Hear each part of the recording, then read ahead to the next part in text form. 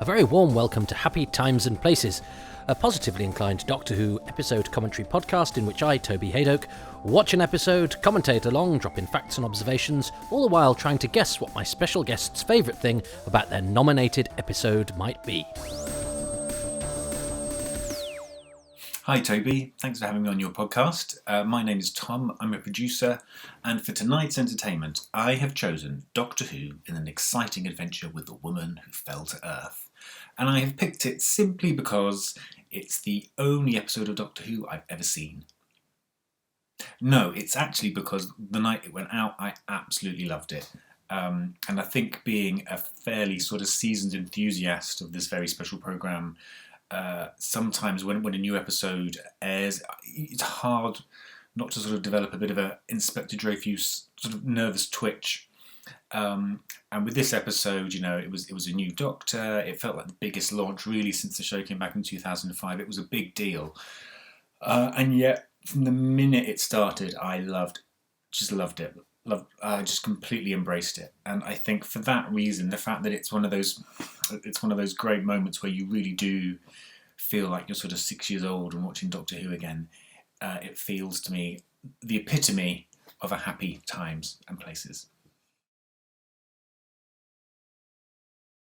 Welcome, everybody, to this Happy Times and Places, and I'm looking rather warily at the lantern window above me in case a woman falls to earth right through it. Although I suppose I could also feel the same if I was watching David Tennant's last episode, because he fell from the sky too. So I'm hoping anything that's in the sky stays there as I watch only the second Jodie Whittaker / Chris Chibnall entry into Happy Times and Places. As I record this, my episode on the House of Villa Diodati has gone out on iTunes, and a few people have said, "Oh, good! It was about time you did a Jodie Whittaker." And I've been cautious.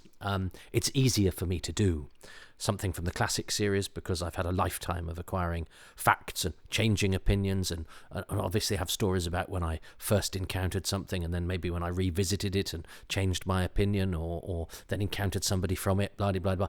You know, I've not seen this episode very often, and, you know, I'm in my when I saw it, I was in my mid to late 40s. I'm now in my late 40s, and I'm not sure I've had any interesting stories to tell. The stories get less and less interesting, especially if you give up your hedonistic lifestyle. And frankly, you know, I don't need to go a digging for the people from these episodes that need to be interviewed, because when they were being made, people were being interviewed, and they were being interviewed by people that aren't me. I'm much more of a delver into archives. I enjoy the challenge of trying to find somebody that nobody knows where they are, rather than and also, I mean, I think because the challenge then gets you over the nervousness slightly, because, you know, there are people who I'd love to talk to about certain things right now, whose email addresses I have, but it makes me feel physically sick, the idea of emailing them, and I'll probably chicken out. Whereas, however, if it's excitement of, oh my God, I've just found this person who who nobody's spoken to for 30 years, that gets you over the kind of, well, what if they don't want to email back? Then they just don't email back, and it's nothing to gain or lose, really. Whereas, you know, if I email a showrunner or a director or a lead actor and don't hear anything, and then I, encounter them somehow, somewhere else, it's all going to be a bit awkward. So anyway, there's lots of reasons, but the main reason, I have to be honest. Oh well, first of all, welcome to Tom Guerrier, who is from one of my favourite families. I first met Tom's brother Simon, who came to see My Doctor Who scarf and left a little note and one of his books, and we've been friends ever since. And Simon is a lovely man who I see often and am often in touch with. I know Tom less well, but I've worked with Tom. They produced the extras for the Ark DVD, and they've done some excellent radio documentaries that I've done some voiceover work for, and they are lovely, lovely people. And I was thrilled when Tom said he would like to contribute, and even more thrilled when he chose Jodie Whittaker, because I sort of thought, oh well, this is good, because it's going to make me do this differently and maybe have to dig deeper and work harder. And then every time I've contemplated doing it, I've thought, digging deep, working harder, I might put on a story I know that I can just I can just unleash the verbal diarrhea. But also, the main, I have to come honestly with this, and the whole point of these podcasts is not to bring anybody down, is to accentuate the positive, hopefully make people, not make people, but encourage people or inspire people. Inspire sounds a bit lofty, but I don't mean it like that. I don't mean, I'm speaking truth, and I just hope that putting positive stuff out there will brighten somebody's day and maybe help somebody to appreciate something they might hitherto not have done, because I always think liking something is better than not liking something, even though I am also no goody two-shoes, and I completely understand the joy of sitting around in a pub slagging off the thing that you really don't like, and I've done my fair share of that. But that's not what this is, and this is an exercise for me as much as anybody else. And I did struggle a bit with Time Lash Part 2, I've got to be honest, but equally I've made myself get into stories, but put myself in a positive mindset. My partner's very big on this. She's saying, if you treat the world positively, you get more out of it. I'm a bit more cynical than that, partially because life has been a series of disappointments. But she would say that's because I tend to be pessimistic, a glass half empty sort of person. So what I try to do with these, especially, I've just been looking at Twitter tonight, which is what was almost what made me sort of go, no, come on, Toby, right, do something else. And the way you get infected by the negativity of other people, often people talking about the things that you like, but also, we tend to pass comment very publicly about wrongs that we like to right, or we tend to try and call people to account who have said something that we don't like. And those are all completely understandable desires, but I find they give me a fuzzy head. I feel like I need to put screw a tap into my temple and open the faucet and let all the sort of the fuzziness and fugginess and all the sort of, first of all, a rush of air, and then all that horrible sort of bubbling liquid of fudge and fuzziness sort of drain out in order to clear my head a little bit. It's so I can see why we get so sort of grumpy and furious, and I sometimes think I need to get out and get some fresh air and jog, and both of those things make me feel better, but I also hate them. So I'm going to do this instead. I'm going to try and approach something with positivity and enjoy it, and this latest iteration of Doctor Who I have struggled with a little bit. Now, it's not unique in that regard, in that I've often said I think I always enjoy Doctor Who much more in retrospect. I think because I'm a child of the hiatus, or I certainly lived it, my teenage years, my difficult teenage years were in the shadow of the hiatus, so there was always that worry that Doctor Who would be snatched from me. So I get angry or ferocious or protective if I see something that I think threatens the future of the show. And this is often a subconscious thing. I think we often also mistake our taste for morality as well, because I like, and we sort of dig in and furiously defend our own position, even if sometimes that's a matter of taste. I think it's harder to say something is objectively good or objectively bad, although we can all sort of say, well, I've dissected the script and I think that subtext isn't very well rendered, or those plot strands turn in the wrong direction or aren't properly resolved, or that performance is not convincing or not very good. So there are things that we think of as sort of objective truths, even when it comes to something like our taste for a piece of entertainment. As a comedian, you often see people have it. If a comedian puts a political statement on Twitter, loads of people come and say, oh yeah, so-called comedian, or you're not funny. And there's nothing you can say to that. I mean, I never believe those people, because if somebody says bring back hanging and you say you're not funny, that suggests to me you haven't got a good enough answer to their, you haven't got a good enough riposte to bring back hanging. I'd go, no, you shouldn't bring back hanging for reason A, B, C, D, and E. I would lose if I went, well, you shouldn't bring back hanging, but anyway, you're not funny. That seems to me to be a bad response. And there's been a lot of sort of bad faith arguments about this era of Doctor Who, and indeed much in the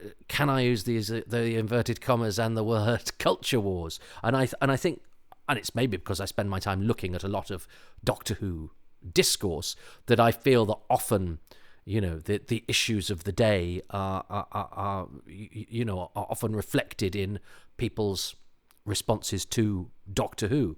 So, and I see some very silly attacks on this period of Doctor Who and some very silly defences of it too, and have to, remind myself it doesn't matter.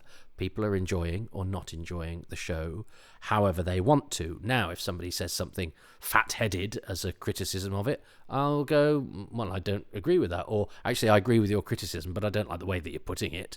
And often, I do go by the mantra, if you have nothing nice to say, don't say anything at all. But I think there's also been a lot of, I see a lot of young fans who are caught up in a lot of the brouhaha of the sort of elements of modern discourse that, people get very carried away and are very important to people. Often saying things that make me slightly sort of wryly amused, but that's because I'm a 49-year-old man who thinks he knows more than young people. And of course, probably when I'm 69, I'll look back on 49-year-old me and go, God, you didn't know what you were talking about. Because life is, we constantly evolve, and my evolution tends to be greater shame at the things I did and thought 20 years previously. So if you are one of those young people, look forward to that. But I also see, a lot of young people who've found lots to identify with in this period of Doctor Who, and it's been greatly inspiring to them, having their fun taken away by older people who don't like or haven't liked elements of this show. And I've thought, well, that's not a good thing to do. Why would you try and spoil somebody's enjoyment even if you haven't particularly enjoyed it? So I find myself sort of, my sympathies for the different points of view about this era, being buffeted backwards and forwards, which is why I tend not to get involved in, in internet fracas, because I don't think they actually help anybody in the long run. But what I do is I make a podcast, and I make a podcast where I talk about Doctor Who, and I can do nothing but be honest, and obviously try and be informative, try and be entertaining, try and be funny. You're not funny. Yeah, and if you're going to put that, why don't you compound it by spelling it Y-O-U-R, because then I can think to myself, you can't even spell your, so therefore anything else you have to say is immediately made redundant because you've made a typing error or a spelling mistake or whatever. But anyway, there's quite a lot of people who say you're not funny to comedian. I tend not to get much of that sort of stuff because I tend not to play with fire, because I mean, that could just be me being a coward, but I do see it happens to friends of mine quite often, where somebody will make a reasonable point or even try and do a joke. You're not funny, Y-O-U-R. Anyway, or comedian inverted commas, that's the one that gets me. Well, they are a comedian, so what you're trying to do there is be funny, and you've failed because you... Anyway, let's not get into that. I'm chuntering because, at the moment... This is an era of the show that I have struggled with and haven't revisited hugely.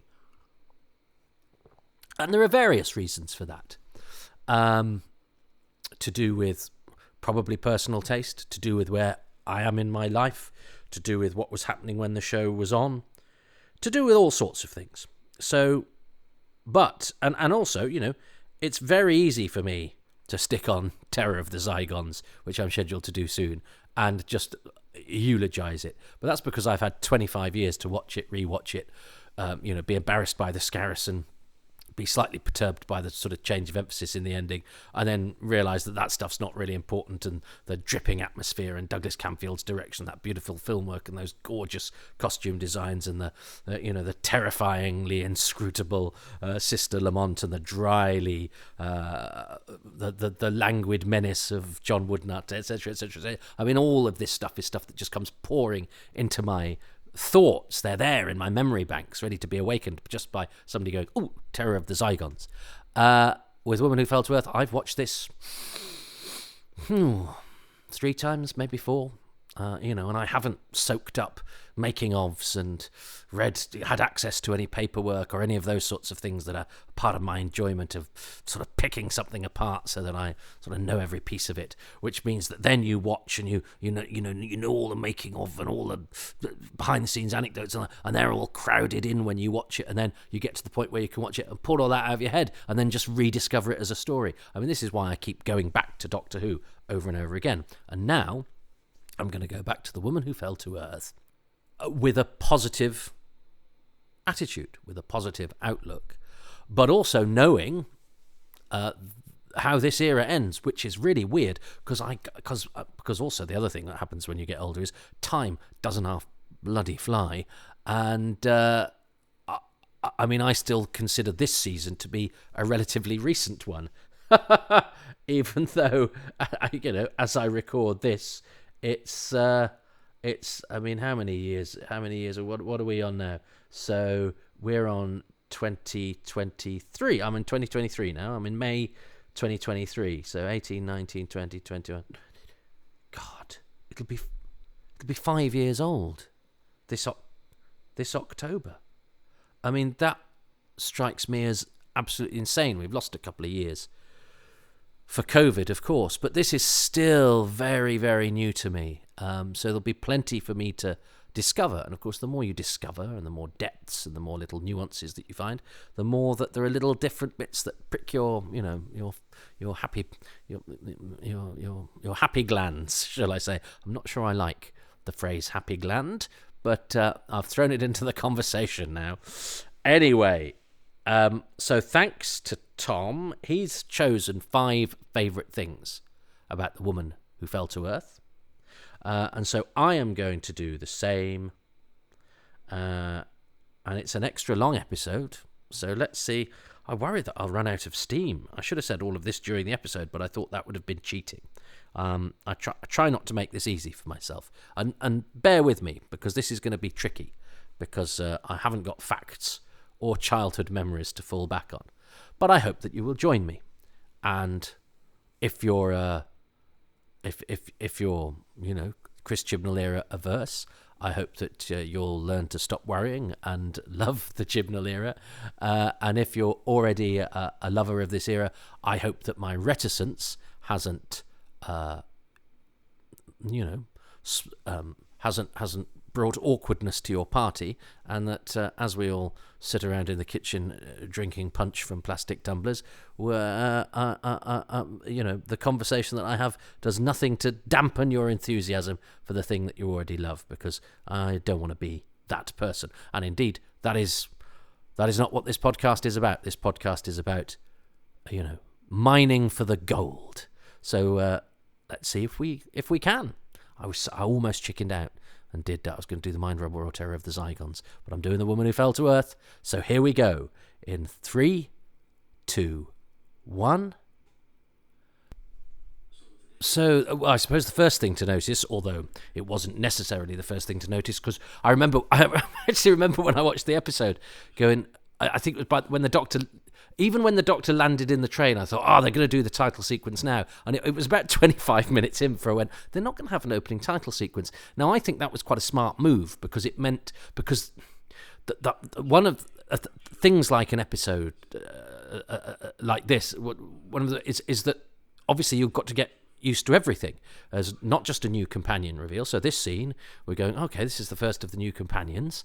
And of course, there's a lovely and very clever divert there where he's going, I'm going to talk about the most amazing woman. You think, Doctor Who's a woman now. This is, the episode title, this opening episode narration is all about this amazing woman who is Doctor Who. And it's not. It's actually about Sharon D. Clarke, who, as it is revealed, is the woman who fell to Earth. Now, I remember when she was announced, as somebody who's going to be coming back in and out, I thought she was going to be the regular villain. I don't know why I thought that, but it was certainly something that I had in my head initially. And even now I'm thinking, she's not a villain here. Oh, well, maybe she gets taken over by a villain and gets to do some villainous stuff, which I suppose she kind of does in the funny Scandi Mirror Frog of Doom episode. But she's not. She's a much more benign character. I remember seeing Sharon D. Clarke for the first time. That's a beautiful shot. in The Singing Detective. But this, but anyway, the headline here is it always interests me when you see something very, very of the time in an episode of Doctor Who. That is another beautiful shot. I'm watching this on quite a big screen. That is a gorgeous, perspective with the and lovely moving camera too as well, and the camera's going over the edge. That's a beautiful shot, and then the sun in the background. Oh, that's a lovely piece of photography, I have to say. Great use of angles, great use of the sun, great use of the beautiful scenery, and having it set in Sheffield is sort of novel. Going, well, let's not go for one of the no offence to Sheffield here, but one of the major cities. And I think Doctor Who should sort of. That's why I quite like it. When Wales went, well, we're going to go to Cardiff, we're going to go to Swansea, and suddenly, all right, because the production team are based in a place, you suddenly start going to that place a bit more. But I think that's fine. It always did that when, it was close to, when it was being done from TV Centre, you went as close to London as possible. Now, that's not what's happened here. They've decided to set it in Sheffield, and I think that's a lovely move. I think more of the UK should be represented by its dramatic output, and Doctor Who should always be a part. I was going to say should always lead the field, but no, should always be a part of that. Bear in mind, I grew up in the countryside in the middle of nowhere, and the first time I heard a Scouse accent was when Brookside started being shown on Channel 4, and the first time I heard a Geordie accent was when we watched Auf Wiedersehen Pet, because, I literally lived in the middle of nowhere, and television was our window to the world, or indeed, cities in the same country that we were in, and it's a sign of how little and underrepresented other regions have been in our relatively recent history. That it's something we kind of take for granted, is that the default of much of our drama is to set it in London or Manchester. And I speak as somebody living in Manchester, and I know it's much more frequent now that dramas are set in different places, but considering how long we've been doing television, I still think regions and cities, and important regions and important cities, are kind of underrepresented. So this is the first time Doctor Who's been to Sheffield, isn't it? That's another lovely shot with the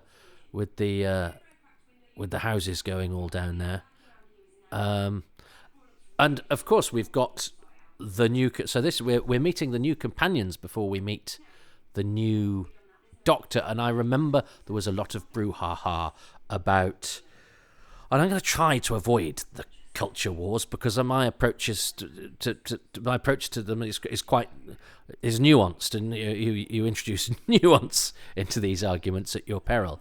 I think anyone that sees a black person in something and says it's political correctness gone mad is wrong and a loon. But I also think some of the shriller voices on the more liberal side of things are also pretty fruitcakey. So, however, it is personally, I don't see the casting of an Asian actress and a black actor as Doctor Who's companions as wokery or tokenistic or political correctness, because you're damned if you do, if you're damned if you don't, and that's why I think it's always difficult for actors, and as the partner of a disabled actor, there's always that thing hanging over you. You've got a job because you've auditioned your socks off, and because your career up to that point has got you into the into the orbit of the casting director or the people making the programs or whatever, and then people just go, oh, you've only got that part because you're black, or you've only got that part because you're disabled, or you've only got that part, and nobody will ever say you've only got that part because you're white. So there's clearly an issue there, and I think Doctor Who saying now, I'm she's called Yasmin Khan. She was conceived, I'm guessing, as I don't know enough about this era, but if she'd been conceived as a companion called Jane Smith, they would probably have largely, even though I know you can have actors of colour with anglicized. No, I can't get that. Why is my computer talking to me? Go away. I don't know what that was. That slightly frightened me. But if you've conceived a character called Yasmin Khan and you want that to be your companion, of course you're going to cast an Asian actress. And to have, I actually thought, although I have to say I was most excited by the casting of Bradley Walsh, because one, as a slightly older man, I quite like the being a sort of older companion figure. I mean, I think as time goes on, I think having the three companions seemed to me to be too many. There was a joke at the time with friends of mine bantering about. I'm sure somebody once sent me a text saying, when we were watching this series, somebody said that the first time Graham speaks to Yaz is in like episode 6 or whatever. I haven't double checked, but it does. I mean, I think my preference is probably for Doctor plus one companion, or maybe Doctor plus one male, one female companion. I don't know. But anyway, let's. So I don't think anyone said, "Oh, the casting of an older white guy is political correctness," because there's nothing. That the people that make those arguments wouldn't see Bradley Walsh representing any of those things well. Tosin Cole and Mandip Gill both had. Done a lot, a fair amount of television up to that point, and these characters all, have their role in the drama. It all seems to work. So I think in one sense it's a sort of piece of casting, and it may be that it's done to go, well, actually, we are gonna mix this up a bit because. Television dramas should represent, the diversity that this country has, and Doctor Who should be doing that. And if it's, in the great history of Doctor Who, if we're surprised or it looks strange to us that two of the regulars are not Caucasian actors, well, then it's about time they were. By the same token, if ever those characters seem wanting because of the way that they're written or the way that they're acted or whatever, we also shouldn't be afraid to say those things and worry about somebody else. One of the equally shrill and irritating voices from the other side going, "Oh yes, well, you trust you to criticise." The actor of colour. No, I'll criticise any actor or any character if they don't work, and please don't presume upon any prejudices of mine or not, because then you're playing exactly the same game as the people that you dislike. Anyway, I think an interesting new cast of characters that have mixed up the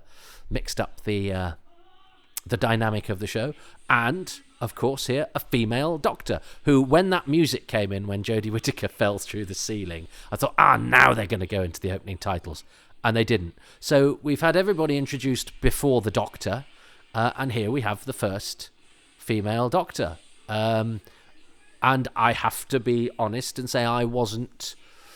I mean, this is prior to the announcement. I remember the announcement. We were having a house party here. We'd invited all the neighbours round for the first time ever, because we'd just moved in. Well, we'd moved in and we'd had the work done on the house, and I had to sneak away upstairs to watch that announcement that was done through Wimbledon, that little video. And as soon as I saw the feet, and I went, those are a lady's feet, and it was Jodie Whittaker, who I'd loved in Attack the Block and thought was brilliant in Broadchurch, but had not seen be particularly quirky. But before, whether the actor is quirky or doctorish or not, the fact was it was a female Doctor, and if you'd asked me prior to that, I'd have gone, I don't really want a female Doctor, not because I'm a misogynist or anything like that. I'd always seen the character as male. I'm probably slightly cautious about the way to defeat any underrepresentation or prejudice in this country is to turn existing characters into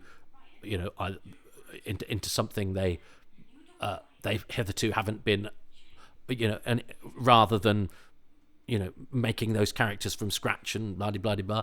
I sometimes think stuff like that can be done where it's done as a demonstrative thing, but actually then doesn't affect the storytelling or anything else. I also think slightly lost young men are entitled to keep the heroes that they have, which is I think all Peter Davison was trying to say, and the reaction to him was absolutely ludicrous. But as soon as Jodie Whittaker pulled her hood back, I went, oh no, okay, I'm really excited now, because the whole joy of Doctor Who is when you enter a new era and go, okay, how are they going to tell these stories that I love and this character that I love, but whose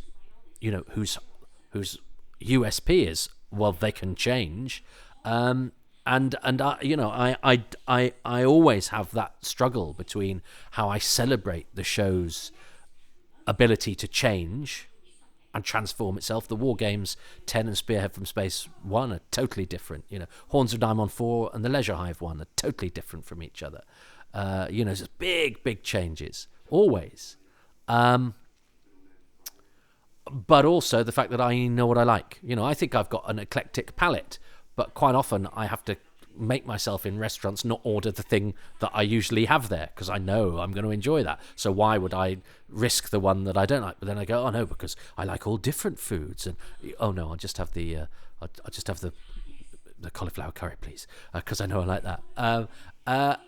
And also, and I did so. I'm certainly not one of the not my doctor types, and there was some terrible behaviour there. But equally, I'm not the if there's a lot of men my age and a lot of sort of people on the spectrum who see Doctor Who in a certain way, who perhaps didn't articulate themselves particularly well, but going, I've been used to Doctor Who being like this all my life, and I can't quite cope with it being like this, who got accused of being all sorts. And it might just be that they're people who don't cope very well with change and articulate themselves in the way of people who get frustrated when something changes and they don't quite like it. That doesn't mean they're responsible for any issues. Any of the sort of issues prompted by explicit and badly motivated misogyny that we know have also been a problem in this society and many others a lot. And I think and it's interesting that I'm talking about all of this stuff while we're looking at a new Doctor and a new TARDIS team and all that sort of thing, because all that sort of stuff seemed to hang over the production of the programme at this time. And you'd see any sort of casting announcement or anything is so loaded now with you only have to see somebody get cast now and we don't even know what they're playing, and people will go, well, I will be very pissed off if they're if they're not representing this or they're not doing that, and we sort of get almost annoyed before it happens. And so there was a lot of that, to the extent that when Segun Akinola was announced as the new musician,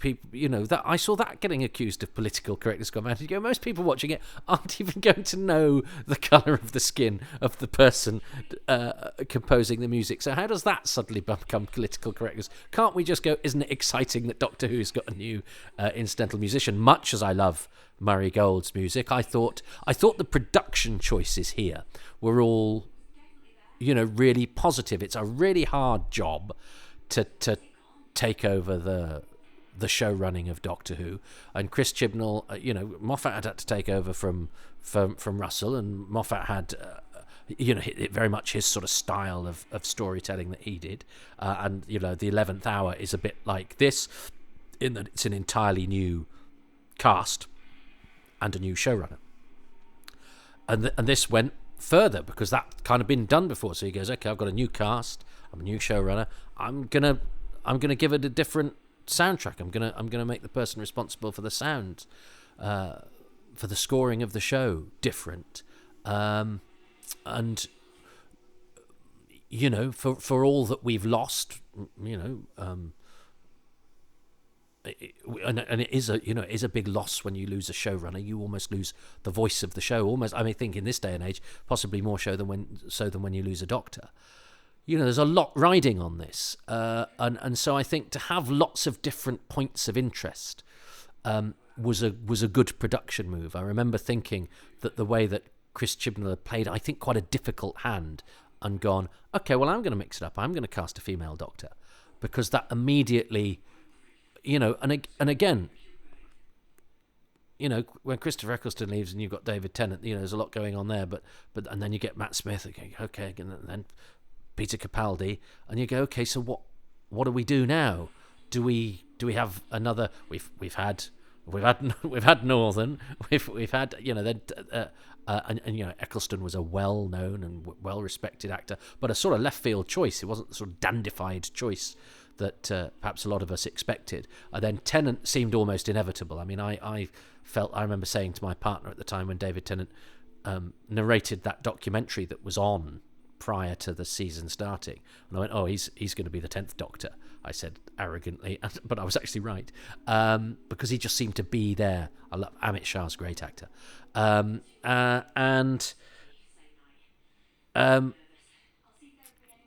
then Matt Smith, the sort of lesser known but sort of born for the part, the kind of, oh, who's this guy? Oh, I think, yeah, I've seen him in that, but oh my God, he's like an old Doctor Who. And then Capaldi, return to the crotchety older guy, and of course, we knew Capaldi from other stuff, and it was like, oh, this guy, he's amazing. So then what do you do? Another bloke? What, do I go for a younger guy? Well, we've done that. Do we go for somebody a bit sort of edgier and harder? Well, we've already had that. Somebody a bit older, somebody a bit younger, and then to go, okay, well, I'm going to mix up and do a woman. But and especially as it had kind of been established, it was Moffat that had done it. He changed the general. I mean, he changed skin colour and sex, hadn't he? So he covered it all. So in fact, there should have been much less surprise at Jodie Whittaker and then Shooting Atwell being Doctor Who.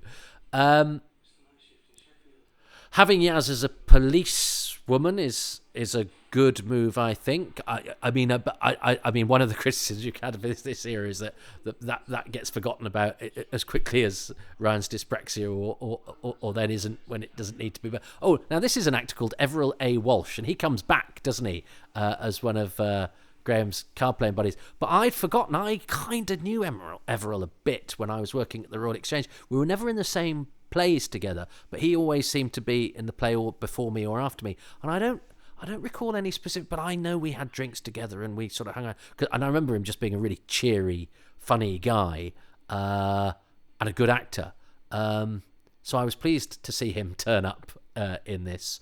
But I don't have any specific anecdotes about him. But it wasn't that I just met him once. He was around. We were around. But I shouldn't think he'd remember me either.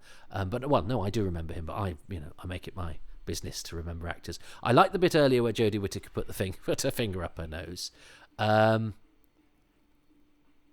this sort of throbbing build-up music is very nice. So Amit Shah, just didn't mention in a throwaway, he's just been in Happy Valley, gets a lot of work. He's got a great expressive face, which is what you need an actor that can act a lot, when they don't have, purely through their physiognomy, when they don't have an awful lot of lines. And of course, this character looks like he's going to be the baddie, but he turns out that his motivation is actually a bit more honourable than that. But he's about to get killed, isn't he? Now that's interesting, because I sort of remembered him doing slightly more than that, because he's an established and very capable, good actor. So again, Doctor Who truly benefits from having available to it really good actors just to do a few scenes. Now I remember when Jodie Whittaker was cast. As I say, I'd seen her play very sort of vulnerable, glassy-eyed, so good in Broadchurch, and I loved her sort of, as the pragmatic, straight-talking sort of non-sci-fi person in that wonderful sort of doing sci-fi but with a different kind of language, Attack the Block, which I think is a marvellous film if you've not seen it. And she's so good in that. And that was the first thing I'd really noticed her in properly. Although then when I looked her up, I went, oh, okay, yeah, I know her from that. And I was gigging a lot at the time with Brett Goldstein, who is Roy Kent in Ted Lasso, and who is in the Saranga Conundrum. But Brett is also a busy and hardworking stand-up, and I remember working with Brett at the 99 Club in Leicester Square, where I regularly compared on a Wednesday, and he said, "Oh, my mate's just been cast as Doctor Who." And I went, "Oh, right, cool." And he said, "Yeah." And he said, "She's brilliant because she always gets cast as these, vulnerable women or people who are slightly up against it. And actually, she's really quirky and slightly bonkers and off the wall. And she's really like Doctor Who. So she's going to be really good casting." So that got me very, very excited. And I always think it's that because Doctor Who is a character actor's part, really, and a lot of these actors these days don't get to do a lot of character acting because we tend to be, we tend to get people unless they're a big star and they say, "Well, I'd like to play somebody from Yorkshire even though I'm from Surrey," or "I'd like to play somebody who drinks whiskey on their own a bit," whereas really I'm perfectly happy. So it's nice. I always. That's another thing I like about Doctor Who is that you always see actors that you're used to seeing in more traditional stuff, flex their muscles in a different way because there's nothing quite like Doctor Who. And this is Tim Shaw. That is a very good joke when we get to it. Tim Shaw. I like that. Who's played by an actor called Sam Oatley, who I've done a couple of commentaries with for Phantom Films and done a couple of events with, and he's a really nice guy. And he told me that Jodie got him fixed up with her agent as a result of this. So that's a very nice thing for her to do. And so he's with Independent Talent now. Who am I? Writing agent, not my acting agent. But so he benefited from the benevolence of his leading actor. So top marks to Jodie Whittaker for that. Bradley Walsh, yes, I was very excited to see Bradley Walsh get cast because he brought a certain sort of low-key naturalism. He's a great comic performer and a good presenter, but as an actor, he's one of those actors that doesn't do an awful lot. And I think that often is very useful in Doctor Who because the temptation, especially when you're acting to nothing or you're acting to special effects or whatever, is to sort of go, "Oh, this is crazy, this is wild," and to try and reflect that in your performance. But actually, the very opposite is the smart thing to do because the visuals are giving you the crazy and you need to bring it down to earth a bit. And I think he's great at that. This is all beautifully shot, I have to say. Does he say anything to her yet? Yeah, he didn't look at her though. That's very beautifully shot. I like the energy that Graham brings to it. I quite like there being an older person. I liked the idea that Capaldi was an older Doctor because when you get to my age, you worry that all drama has an obsession with youth. And they don't need the drama. They're out at discos. The drama should be for people like me and my mum who want to stay in and watch the television. Why chase the youth audience when they're out with their TikToks and their pop and their fizzy pop? I remember a friend of mine who's a writer who had young teenage girls at this point not enjoying the pulling the teeth out thing, which does give you that grim noise. And I kind of understood where he was coming from because it is sort of almost contextless. It's there as a sort of grace note, if you like, that it gives the creature its visual and it gives you that moment, that sort of visceral, grim, violent moment. But it doesn't inform any of the rest of the drama or the plot, and seems there to be a gruesome moment. It's a bit like the death of the security guard a bit later, which kind of says this is an unpleasant universe. but there's no real sort of it happens within a vacuum. It happens on that sort of post-it note, if you like, of the plot, but it doesn't seep in or out of anywhere else. So seems just a bit sort of malicious, without reflection or context or counterpoint.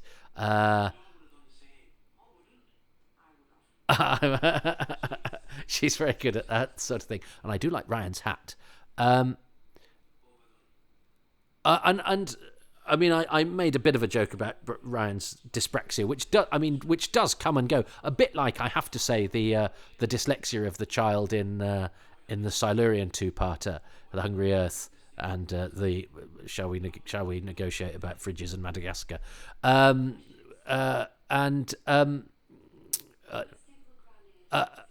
where, you know, I think there's a child who's dyslexic for the first 20 minutes of episode 1, and then it's a bit, and Graham's, because we reveal about Graham's cancer, don't we, as well?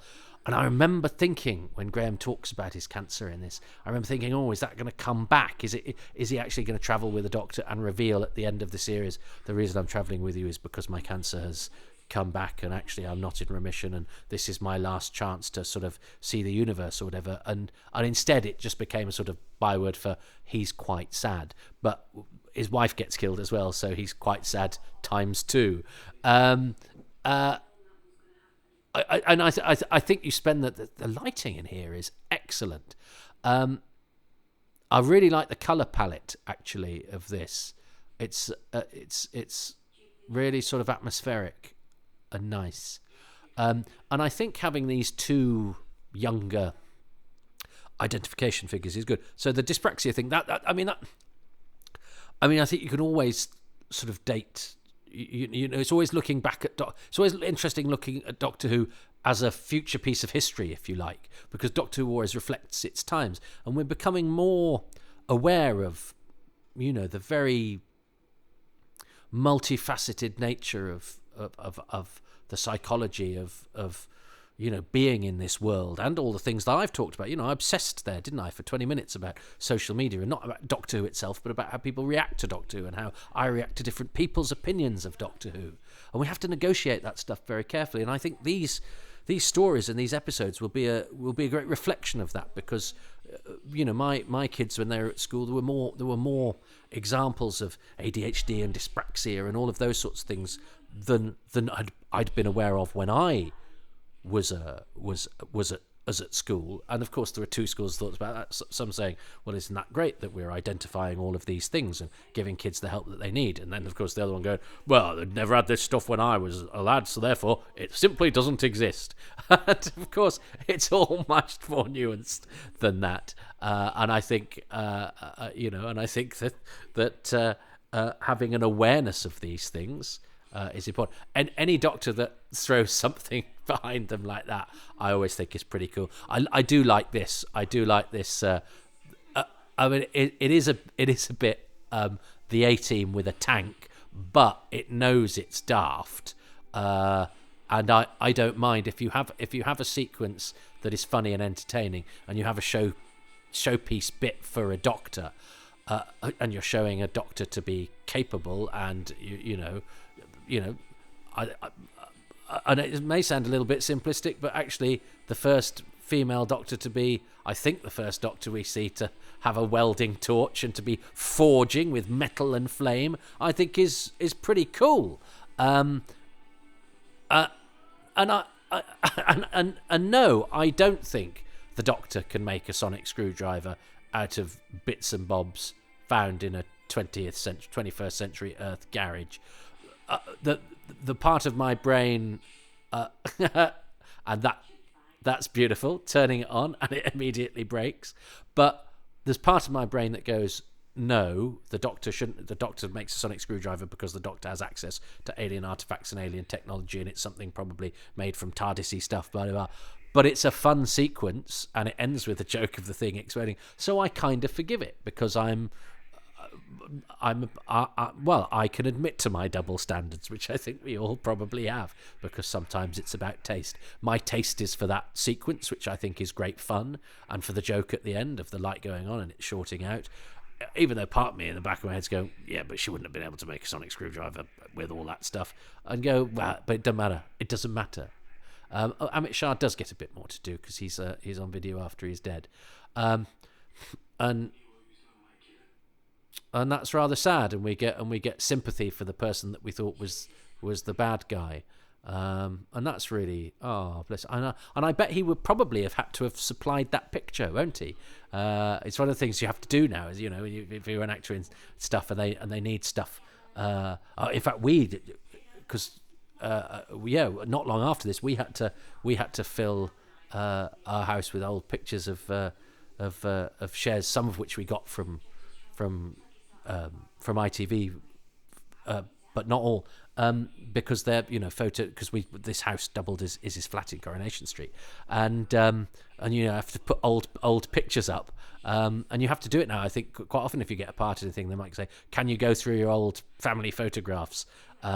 Unfortunately, they seem to have either got better at that. That one didn't look like it had any Photoshop doing. I think it was probably just him and his real life sister, maybe.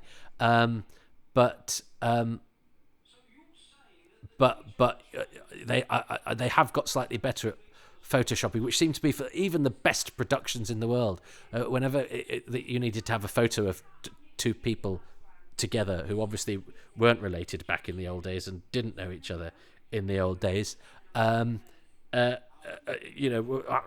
as bad as, worse than the CSO around John Scott Martin as he's descending in the cage in episode 1 of The Green Death. If we cringe at some of the bad CSO of the Pertwee era, I think we cringe even more at some of the bad photoshopping in photographs in some pretty high-end dramas made between 2000 and 2015. But that was nothing to do with that. I think that was probably just a photo of Amit Shah and his sister. I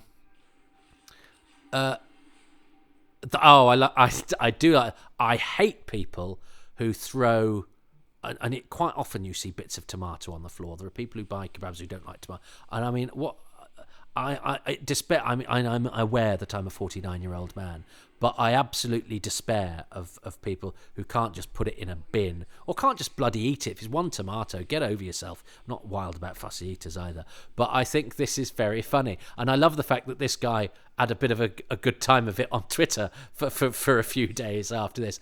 But I don't know why. There's something, I've never quite seen anything like this in Doctor Who, a man throwing salad at an alien, because it's quite a modern thing, somebody walking drunkenly home with a kebab. That's not really something that certainly you'd have seen in the chat. That's beautiful, and I love the fact that Tim Shaw is sort of smoking, but a drunk with a kebab is not the sort of thing you'd have seen in old Doctor Who, and I don't think it was quite ready for it when Doctor Who came back. But so it's a very sort of down to earth normal thing, but not a thing that we have seen in Doctor Who that much. And then the fact that his reaction to the alien is to be a prick and throw salad at it, and then the fact that he gets destroyed, is to me an entirely Doctor Who-y sequence, yet a sequence we've not really seen that iteration of in Doctor Who before. So I do like the salad scene, even though the sight of that tomato on the floor boils my piss. And frankly, if sometimes now when I see, because we live not far from a bin, but also not far from places where people get food, and it just disgusts me to see food cast away like that so lazily and so thoughtlessly, that now actually that scene helps me, because when I see a tomato on the floor, I can kind of think, yeah, well, one day they'll encounter a smoky alien hunty beast who will zap them. And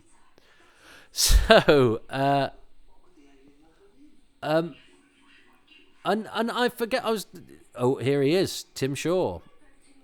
I do like I do like that joke, as I say, and I like his theme as well. That's what I do like Segun Akinola's music, which is quite sort of sparse and spare. It's not just that it's it's different sort of compositions. It is a different sort of attitude to scoring that I think makes you go, oh, yeah, because one of the I mean, as I say, I'm I'm a huge lover of Murray Gold, but I'm also a huge lover of the fact that in the olden days, a story's, a story would a new story with a new composer suddenly meant that it has its own unique element to it because of the way that composer has decided to score Doctor Who, and there was much more sort of freedom and versatility, and it meant that you often got some things that were crazy or misconceived. But I kind of like I even like a failure. There's no music that's so bad it ruins a story for me. Do you know what I mean? And I think in our modern day of sort of unified homogeny, where programs have to be sort of recognizable because people are channel hopping and don't want to be, you don't want them to mistake your show for another show. It means you don't get those sort of slightly slightly out there decisions that characterized. I mean, I'm sure lots of old television, but particularly Doctor Who, which could have a different look and feel depending on the director / designer / incidental musician. Now Samuel Oatley he's quite a sort of laid back sort of nice geezer. So I think he's giving a great performance here. It's a lovely makeup too. That teeth thing is pretty horrible. I mean, it does work as a visual, but it's pretty grim. And I like all of this sort of night shooting. This is good. That's the plot, isn't it? It's Ryan's fault. I like the way they shoot this real close up as well of the monster. I have to say, I did seem to recall spending the whole of this story waiting for Sharon D. Clarke to get killed, because somebody mocked me once actually because I said, well, I knew she was going to get killed because she wasn't on any of the posters. That the posters of the TARDIS lineup were all the people in this scene that aren't Sharon D. Clarke. So I knew she wasn't going to make it out of episode 1 alive. And somebody went, oh, yeah, well, not everybody looks at those. I was like, well, no, of course not everybody looks at those, but I do. And it's not like they were, they were publicity posters that were hidden under beer mats in a secret location. I mean, they were on buses, or at least on on advertising hoardings and magazine covers. I would have said transference. That's always bothered me. I don't know why. Transference.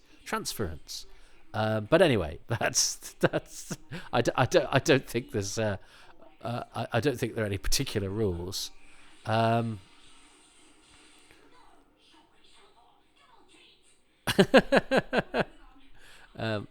actually. Can I say this? I think I prefer Jodie Whittaker's tatty costume that she's got on now than the one that she has.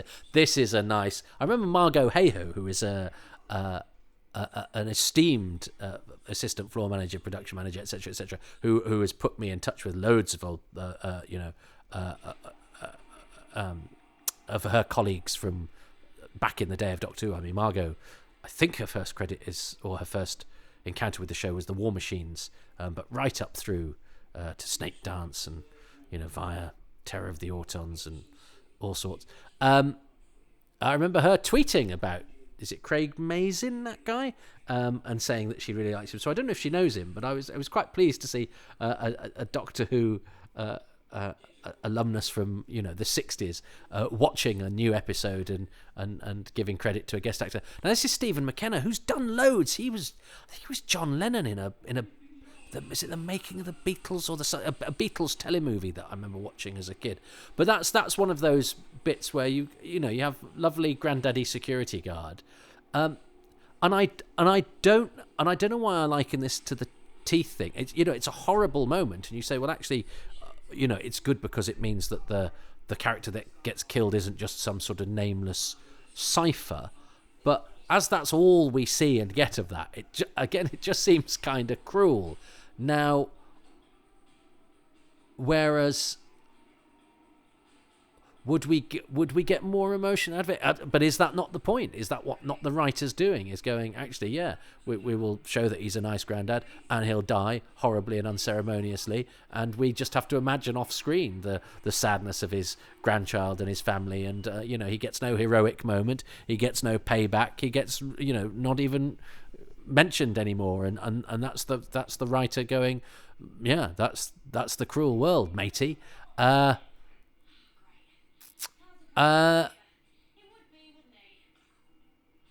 I think that would be a reasonable point.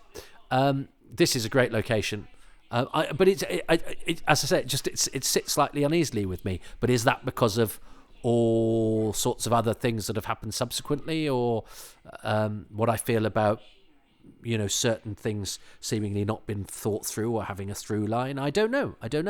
As I say, that these things are only.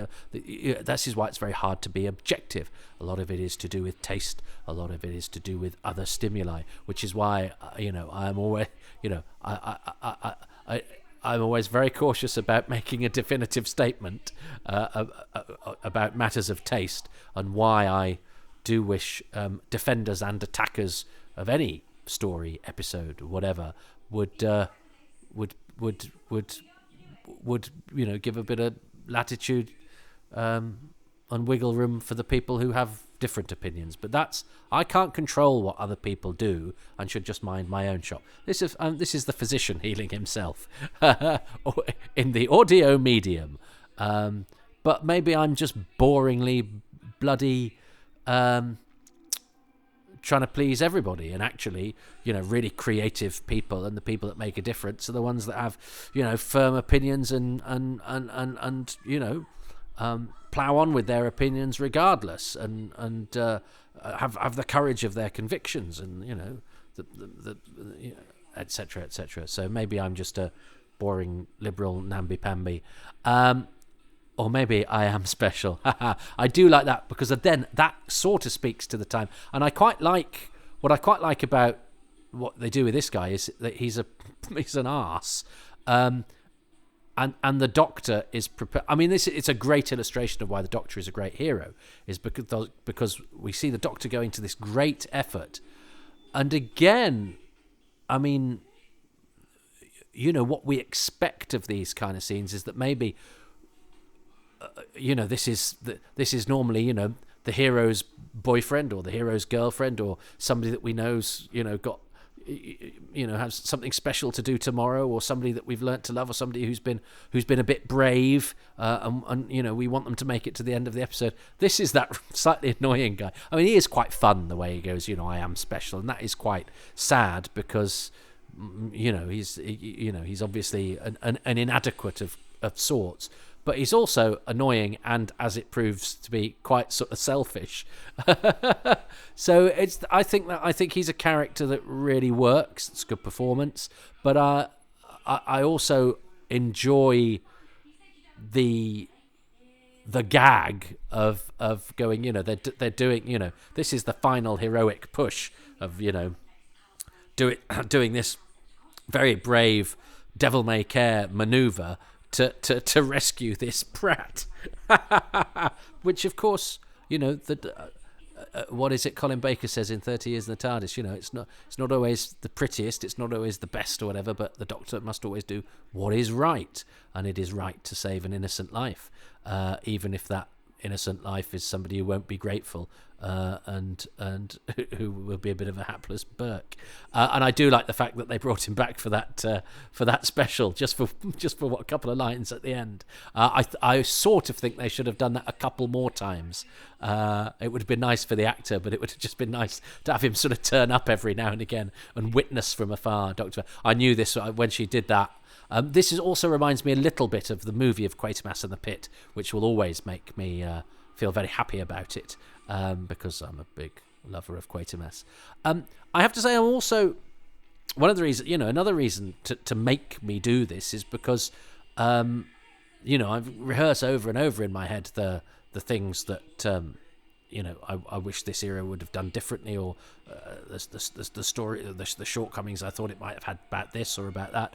And then I listened to Stephen Shapansky on Radio Free Skaro doing a brilliant interview with Chris Chibnall, who comes across as really nice, where he's explaining all the things that they were doing and all the hopes that they had and the hard work they put in this and they put into that, and you go, oh yeah, why am I down on this? Why am I down on that? And I think sometimes, we can sometimes, personalize it a bit as well. I've seen people go, oh yeah, that writer does that because they're so bloody arrogant or whatever, and you go, you don't know, you've never met them. But it's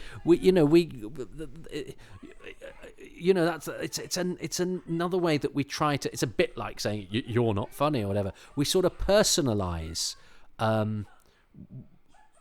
what a piece of work, especially now that we have, when you have showrunners or leading actors or whatever, and we sort of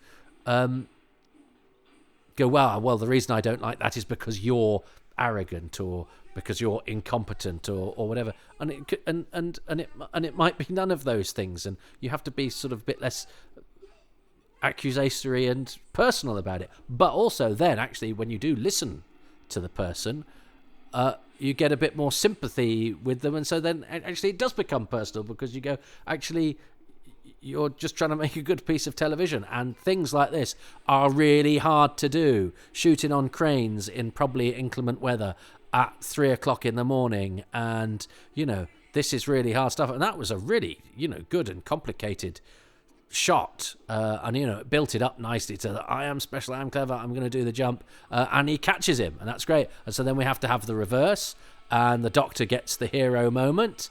Hoorah, well done, Doctor Who. And I do like that tatty jacket. I mean, that's... and there's time for a joke as well. But yeah, that's a great hero moment. So I think the way that the Doctor has been placed in the episode is very nice. I do like the Tim Shaw joke.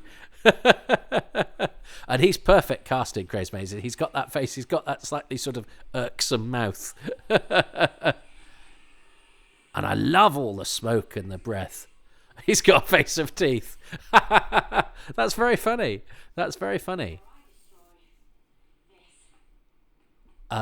She dropped the thing. That's quite funny. Sorry, it's because I'm... Oh, no, she has still got it. Of course, I'm not hugely familiar with this stuff. So that's the other beauty of being a Doctor Who fan, of course, is that I will... probably sometime in the future go, do you know what, I haven't watched any Jodie Whittaker Chibnall stuff for a while. Let's watch a load of these things and go, oh my God, I love this. Oh, I love that, blah, blah, blah. Not all of them, I'm sure. But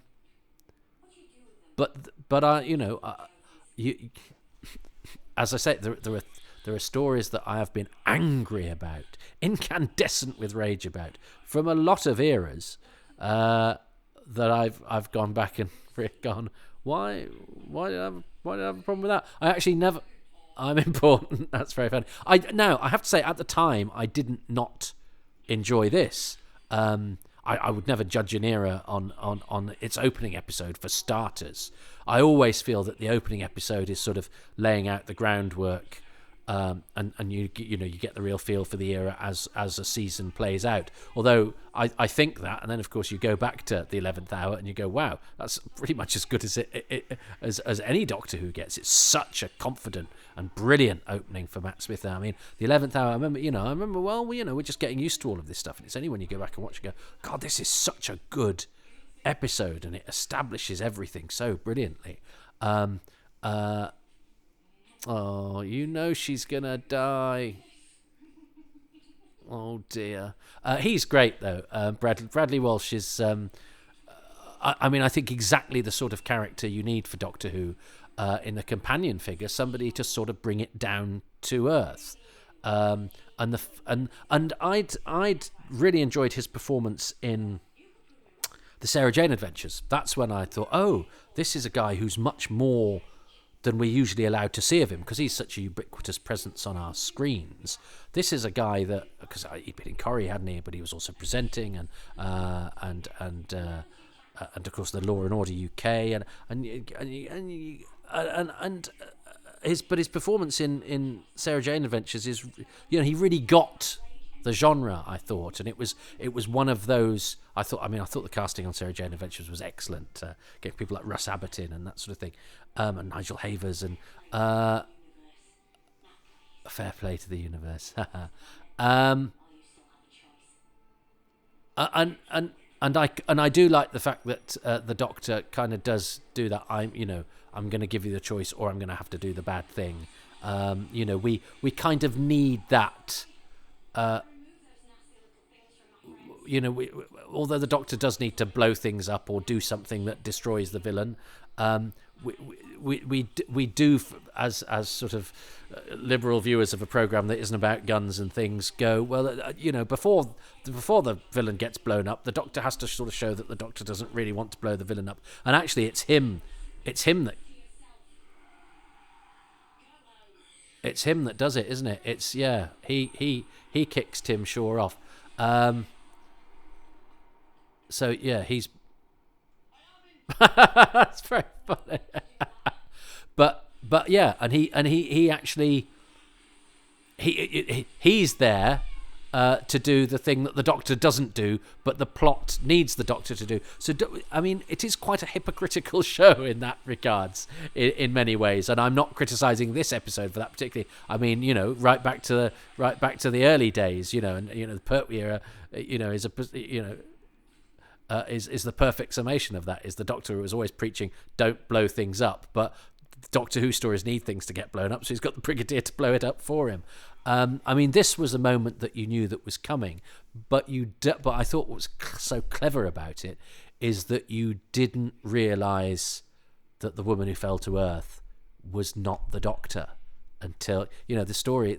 I think that's actually quite moving. That the episode title refers to Grace, and that's who Ryan was talking about in those opening scenes on the in his opening narration on his on his video blog or whatever it is, and that's really sad, and that's very well done. And of course an episode of Doctor Who needs a bit of sacrifice, and I think you spend a lot of the episode thinking,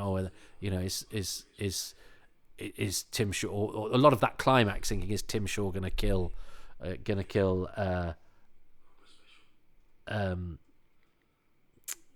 what's he called? It's not called Craig. It's Johnny Dixon. Carl. Who's Craig Mazin? Is he in Corrie as well? Anyway, Johnny Dixon. All right, so don't write in. Johnny Dixon is the actor. See, if this was if he'd been an extra in episode 3 of the Massacre, I'd have known his name. Apologies to Johnny Dixon, who does a good job. Oh, Craig Mazin is the showrunner of Chernobyl. I think there is an actor from Corrie called Craig somebody who looks not unlike Johnny Dixon. I think Johnny Dixon was in Corrie as well. Doesn't matter. You don't have to need to know who I was getting confused. Craig Mazin is the exec on Chernobyl. So I've just been crediting him for playing a hapless supporting character in Doctor Who. So don't write in. In fact, I might have to go back at the beginning for just before we begin this episode of Happy Times and Places. Toby frequently gets an actor's name wrong. Don't write in. Oh, poor old. He never quite does learn to ride his bike, does he? We end as we begin with Ryan. I was never terribly good at riding a bike. You see, now I think this is. As I say, I can be quite sly about how the dyspraxia thing is deployed, but I think the motivation behind it is very good, because there are going to be kids watching who have encountered these difficulties. Oh, Sharon D. Clark's had to send in loads of photographs of her past, and I think Doctor Who is doing that is important, and that will have made kids go. Childhood is hard, and I'm sure much harder if you have those sorts of issues to overcome and negotiate, especially when other kids are cruel, and perhaps certain institutions aren't quite equipped or inclined to tolerate or accommodate such things, and you've got Doctor Who going, it's okay. It might stop you being able to do this, but you can do this, and you can travel through.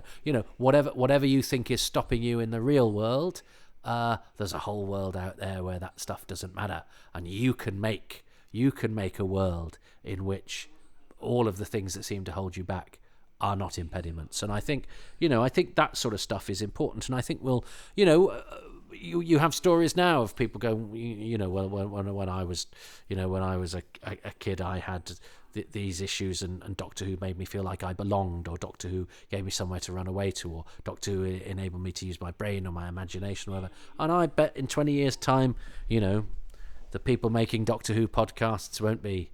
I'm sure there will be boring 49-year-old men like me. I mean, I'll probably still be doing it. I'll just be a boring 69-year-old man. But there will be 20, 30-year-olds going, well, I couldn't do some of the conventional things, or I didn't fit into this category or that category, but there was a representation of some element of me in Doctor Who, and that empowered me or encouraged me or gave me solace. And I think that's good. And I think that's some of the stuff when people complain about tick boxes, or the parlance du jour is woke, isn't it?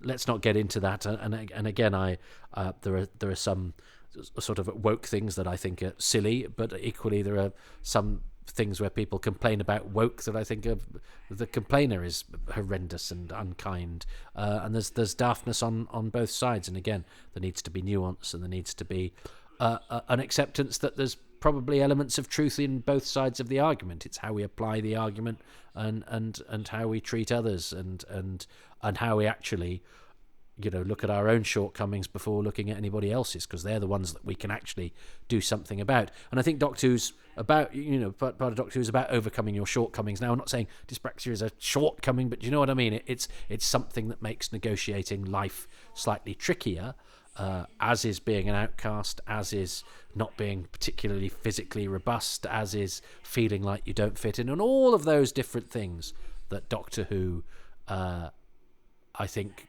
has proved itself to give to people. And I at this stage here, I think this gang seem like a really promising gang. I think the decision to move to Sunday night, I remember thinking, okay, it hasn't had a theme tune, got a female Doctor that's mixed things up a bit, got quite a broad bunch of characters here who can take the storytelling in different directions. As I say, I think it proved to be quite tricky in storytelling terms, and I think some of the attributes that the characters get given get picked up and dropped.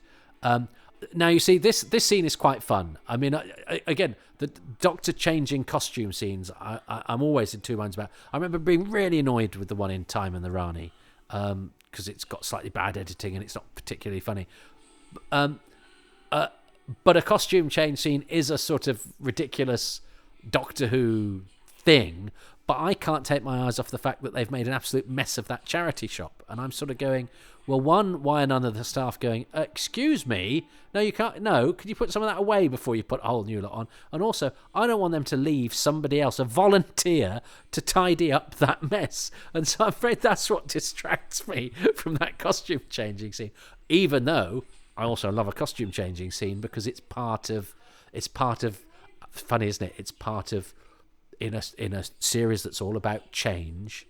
It's a familiar, regular. I mean, so regular it's only happened a handful of times, but it's happened at various junctures over this 60-year period, that it makes me feel slightly comfortable, so that I can sort of ignore the fact that charity shop does not exist outside of that scene, because otherwise they'd have been a bit tidier and more respectful. So I was going to say I can forget about it, but I obviously can't. But at the same time, I still think, having the Doctors changing in the charity shop is quite fun.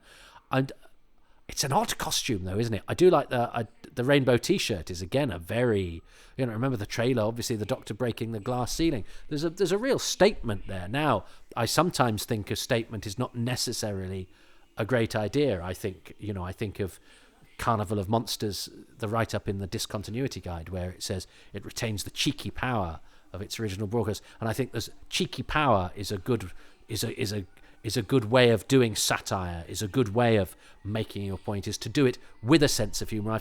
I do find a lot of modern discourse, and indeed a lot of modern comedy, is a bit didactic. And I think actually making a statement is sometimes a mistake, and actually the way to do it is to do it with cheeky power, is to do it by tickling the underbelly, is to jabbing people in the ribs, is by doing it which Doctor Who of course always does brilliantly, is be funny. Make people laugh people into submission rather than scold them, because nobody likes being scolded. It makes people double down and get defensive. Anyway, so this is the first time we'd heard the new theme, which I like, but the closing title is slightly out of focus, isn't it? So we don't really see the titles until next week. So I thought that was a smart move, and I think the ending on the cliffhanger is a great move. So all sorts of good things in place in this first episode, and as I say, I think it's actually quite important to point out. Oh, is this a bit where they point out loads of the guest stars coming up? I know Julie. I was like, you kept that quiet. And Shez knows Shobna. I don't really know her. And I know Brett, and I'm suddenly going, is everybody I know going to be in Doctor Who? And I love Siobhan Finner, and she's fantastic. Lee Mack, who'd have thought, a comedian in Doctor Who? So this is right up my street, because it's basically going, here are the actors coming up. So it's very much my kind of, because there hadn't been much. There hadn't been much revealed about guest stars and things coming up. Helen Cumming, who I think was asked to be Doctor Who, prior to Christopher Eccleston. Did I just made that up? No, I'm pretty sure that he was. And Phyllis Logan, of course, is the wife of Kevin McNally, and I know Kevin a bit as well. So yeah, I mean, I did watch that and go, oh, they're announcing the guest actors. That's exciting. But then it was also, Christ, it's loads of people I know. One, who haven't told me they're going to be in Doctor Who, and two, I mean, is everybody I know going to be in Doctor Who except me? Right. So what am I doing now? I've got to turn this off because it's starting the next episode now, and I have to finish that. This is the other problem when you have an ancient relic presenting your podcast, is that he loses his remote control. Ending on the cliffhanger was nice, because it's whet your appetite for more. And I have to remind myself as I come out of this episode that whatever thoughts I have about the era as a whole, and I don't have fixed opinions really, because I don't know it well enough, and I really must come back and revisit a lot of this stuff. Was that at the time that this went out, I enjoyed that episode. It got good reviews, it got good viewing figures, and we have to remind ourselves of this stuff, and that's because if you'd asked me without me checking, I wouldn't necessarily have remembered that, because sometimes our memories play into our into our preferences as well. So I thought that was a good laying of the groundwork of the new team, of the new Doctor, of the new way that the show is being done. It had good jokes, it had a good baddie, beautifully shot, lovely new music, different soundscape, good fun. I even had a character played by the showrunner of Chernobyl. Ha!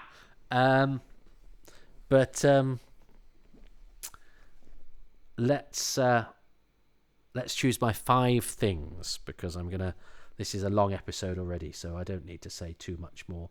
Tom's going to choose 5 things, so I need to choose 5 things that are my favourite things about the woman who fell to Earth. Well, one is the kebab salad guy, the tomato throwing guy who gets killed. for the reasons I explained. There's not been anything really like that in Doctor Who before, and yet it's a very Doctor Who-y thing, and it's a lovely little grace note.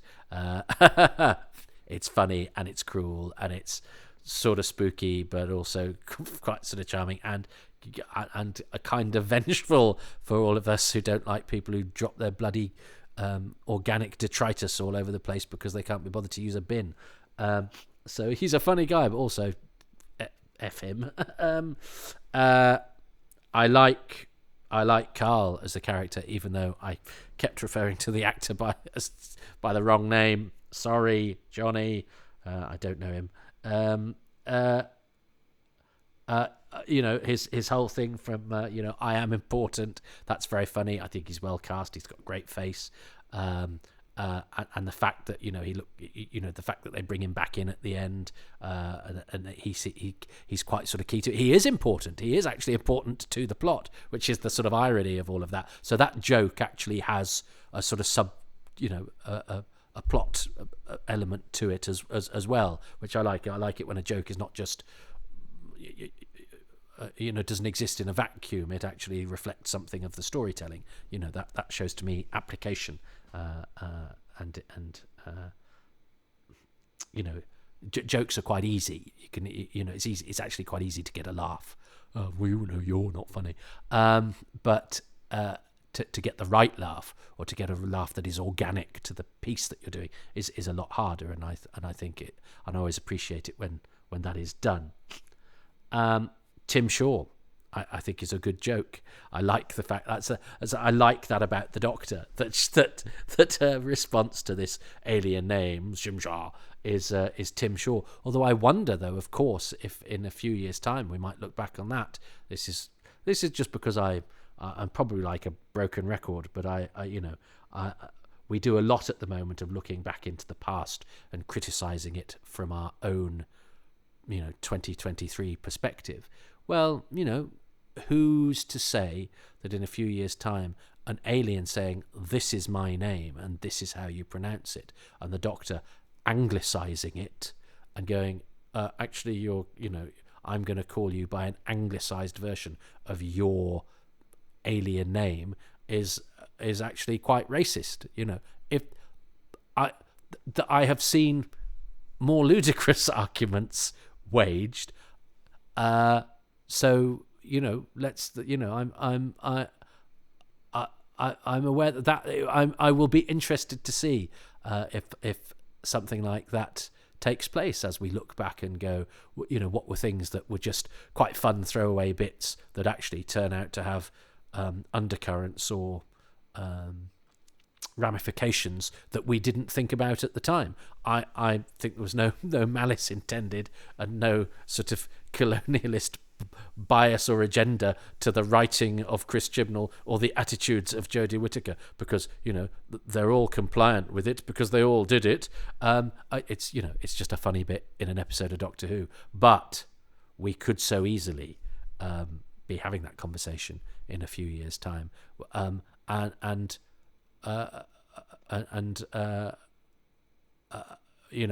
some of the people who are looking back at older Doctor Who and dispensing criticism and loftily judging it may well find the things that they like are equally guilty under a new law that has happened by a process of very slow development over a number of years for attitudes to reach a point where we go, oh, well, okay, they did that then, but we're actually a bit uneasy about that now. And that's how easy that is to happen. Fortunately, because I don't do that to the past, particularly, because I think things happen in context, and I think it behoves us to look at our own shortcomings rather than build ourselves up by pointing the finger at others, particularly people who can no longer speak up for themselves because they're dead and from the olden days. Anyway, I think I've made that point. But yes, if somebody says, "Oh, that Tim Shaw joke's a bit dodgy in 10 years' time, we'll go, yeah, I can see why you would say that now, but at the time it was fine. And I acknowledge that it's fine right now, and that it might be dodgy in the future, because that's the peskiness of time travel. I think the photography was lovely. I think there was some really nice fresh-looking compositions. I thought that the darkness, all that night shooting I loved the smoke coming off Chumsha, and that shot, that high shot that I highlighted right at the beginning when they're sitting at the edge of the hill and with Sheffield down below them, but a lot of that night shooting in the alley and the colour palette inside Amit Shah's garage. There was some really nice shooting there. And I liked the Doctor making the sonic screwdriver, even though and this to me is, perfectly sums up. I think it's stupid that the Doctor makes a sonic screwdriver out of stuff that she can get from Earth, but I like a scene where the Doctor makes something out of everyday objects. And I think I'd have preferred it not to have therefore been the sonic screwdriver, maybe, but I would have accepted it if it was a polarity reversifier, because it got double standards and I'm a hypocrite. But the fact that it's a sonic screwdriver and she comes out and she presses the thing and the light goes on and then it fizzes out and she goes, oh, it'll be fine. I think it's a great, nice showpiece for Jodie Whittaker, and there is, and maybe this dates me, but I think there is.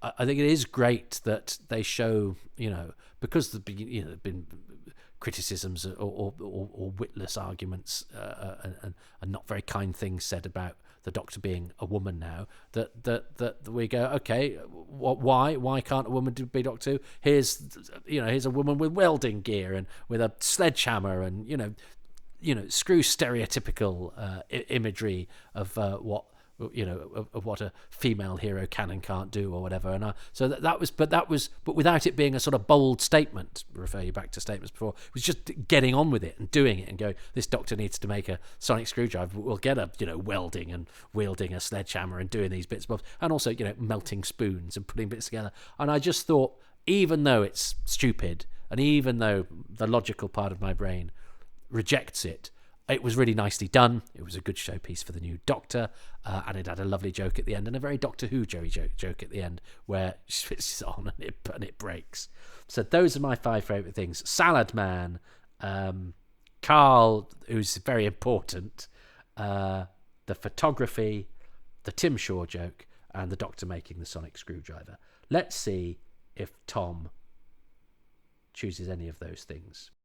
Okay, so number 1 is Jodie Whittaker. I think the moment I completely fell for her is when she's in the police car and she asks Yaz if she can have the sirens and the lights on.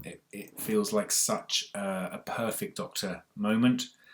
But also I think why it's so good is I can't really imagine any other Doctor getting away with it. I mean, maybe Troughton or Smith, but it feels such a specific thing to her. And I think, right from the ground running, that you've got a Doctor who's doing things that feel so doctory, and yet at the same time, it feels very specific to her. Like, no, it's not something that any sort of other actor who's done the part could really sort of get away with doing, I think. You're in safe hands. Oh, that's a good choice. I think I must have been... It's hard doing these because I have to keep talking. Of course I have to keep talking. It's the audio medium. And I'd forgotten about that bit, and I must have been gassing on, probably tripping over myself, trying to be liberal whilst rejecting, but also being slightly old-fashioned and trying to forge a peaceful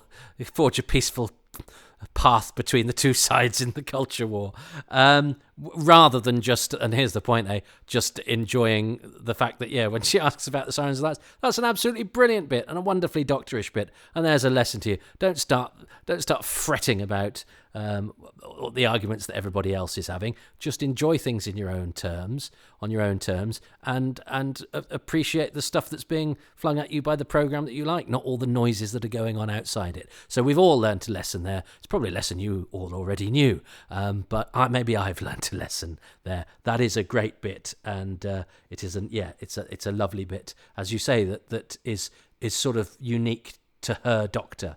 and and a promising sign that this Doctor's going to be a fun character. And she's a very instinctive, isn't she? She's like a sort of innocent. She's almost like a baby, isn't she? Or even a puppy, where she'll sort of react very much in the moment and in the most playful way. And I think that's one of the strengths of Jodie Whittaker's Doctor. Number 2 is the Douglas Camfield Award for Best Director, which goes to Jamie Childs. I think this is one of the best directed episodes of Doctor Who I've ever seen. And that's no small thing, is it really? Because it's like you've got to be good with the actors, you've got to be good with the action, and you've got to be good with the effects. And it's very rare that you get a director who can really balance all three, and it's just extraordinary what he does. I think right from the off, the whole sequence up on the hill, the fact they bothered to take like a big jib arm up there and film that takes quite a degree of orchestration to do, and yet even so, a lot of work has been put into it. Like what's actually shot is done with real sort of grace and restraint, which I think right from the off sort of made me sit up. And the other thing that really struck me is the whole sequence at the end on the crane. I think a few years ago, a sequence like that, it would have been very obvious what was the matte painting, what was CGI, what was the small bit of crane they were filming on, and so on. Whereas with this, you really can't see the joins. And there's even a sequence where sort of the camera pulls out underneath Jodie, or potentially a stunt woman, but it goes down and down and down and down, and there's a real sense of height. So I think it's an extraordinary direction. Well, I specified the photography, so maybe some of you will give me like half a point for that. But yeah, it is nicely directed, and yeah, I think Chris Chibnall mentions that in that excellent interview that Stephen Schapansky does, which I'd point you in the direction of if you haven't heard it. Stephen's a great interviewer, and it really made me enthused actually to go back to this era and watch it in light of hearing Chibnall's enthusiasm and explanations and just obviously genuine love for the show and genuine ambition for what he wanted to do with it. That is a tour de force sequence, all those cranes and the night and the it's quite giddying and horrible, and it's very, very well orchestrated, and has a real sense of climax and punch, and but I did specify the photography, whereas Tom actually, and I thought, say it looks good, but he did point out that actually direction is about more than just one thing. So you can give him much of a point for that as you like. I will give myself a third of a point, which I think is quite generous. So number 3, there's going to be a pattern here because it's all about the new stuff. It is Sega Nakanola. What an extraordinary composer. What an amazing find to have for the show. I think, like I said before with the direction, I think there's the moment up on the hill, and then as Ryan starts going down the hill, the music starts coming in. That was the moment where sort of the hairs went up on the back of my neck, and I was like, oh, I think I'm really going to enjoy this. I think, the music he does for things like the Sonic Screwdriver scene is just, really just an extraordinary piece of music. But I think the thing that really he deserves special mention for is his reworking of the theme tune, because he's done something which really no one else has done really since Delia Derbyshire, which is he's made the Doctor Who theme scary again. It's often it's made exciting, which it is, but he's just added something to it which just makes it feel a little like it's not very, like it's a bit just not safe. And I think that's absolutely, what the theme tune needs to do.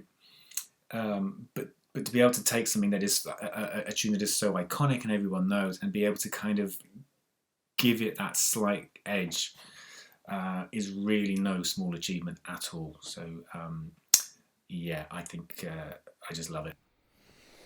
Yeah, I don't know why I didn't choose him actually, because I do like the music. I do like the sort of sparseness of it. I do like it's sort of like an underground rumble. It's an ominous,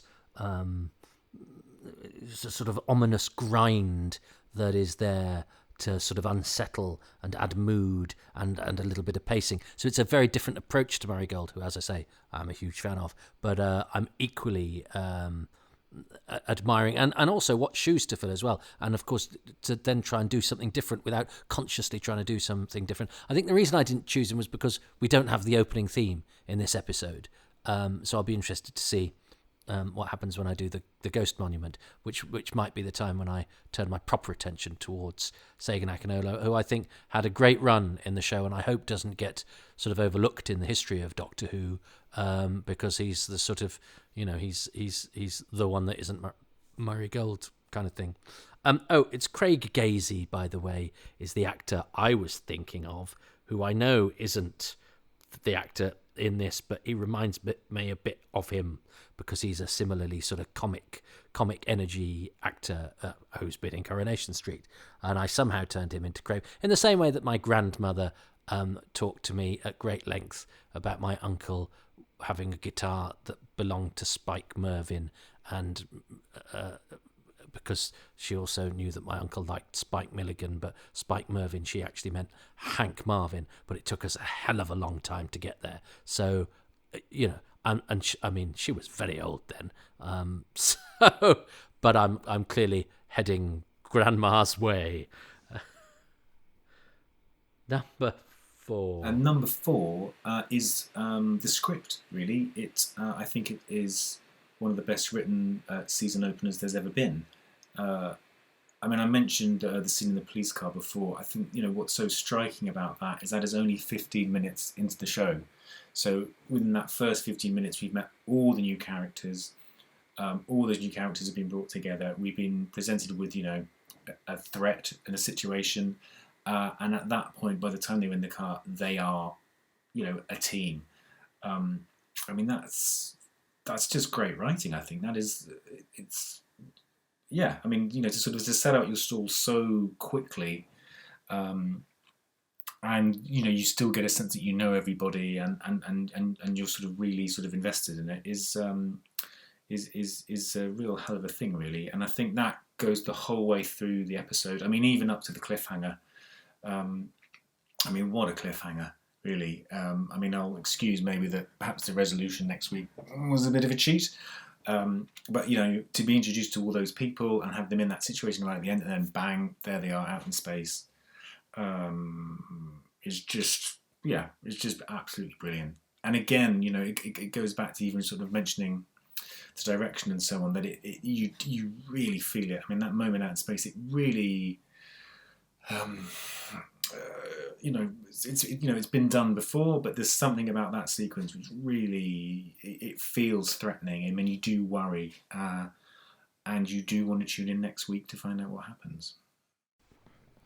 And that's reminded me that the rumour was at the time, and that was compounded by that cliffhanger, was that the Doctor was going to be TARDIS-less. Do you remember that?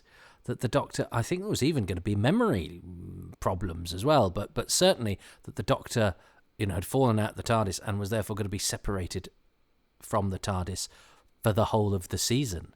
I remember that being a thing, and that seeming quite exciting. Again, I cast us and myself indeed as Doctor Who fans as being people who are sort of rigid and don't like change. But I remember being quite excited by that idea of going, oh, how's this gonna make.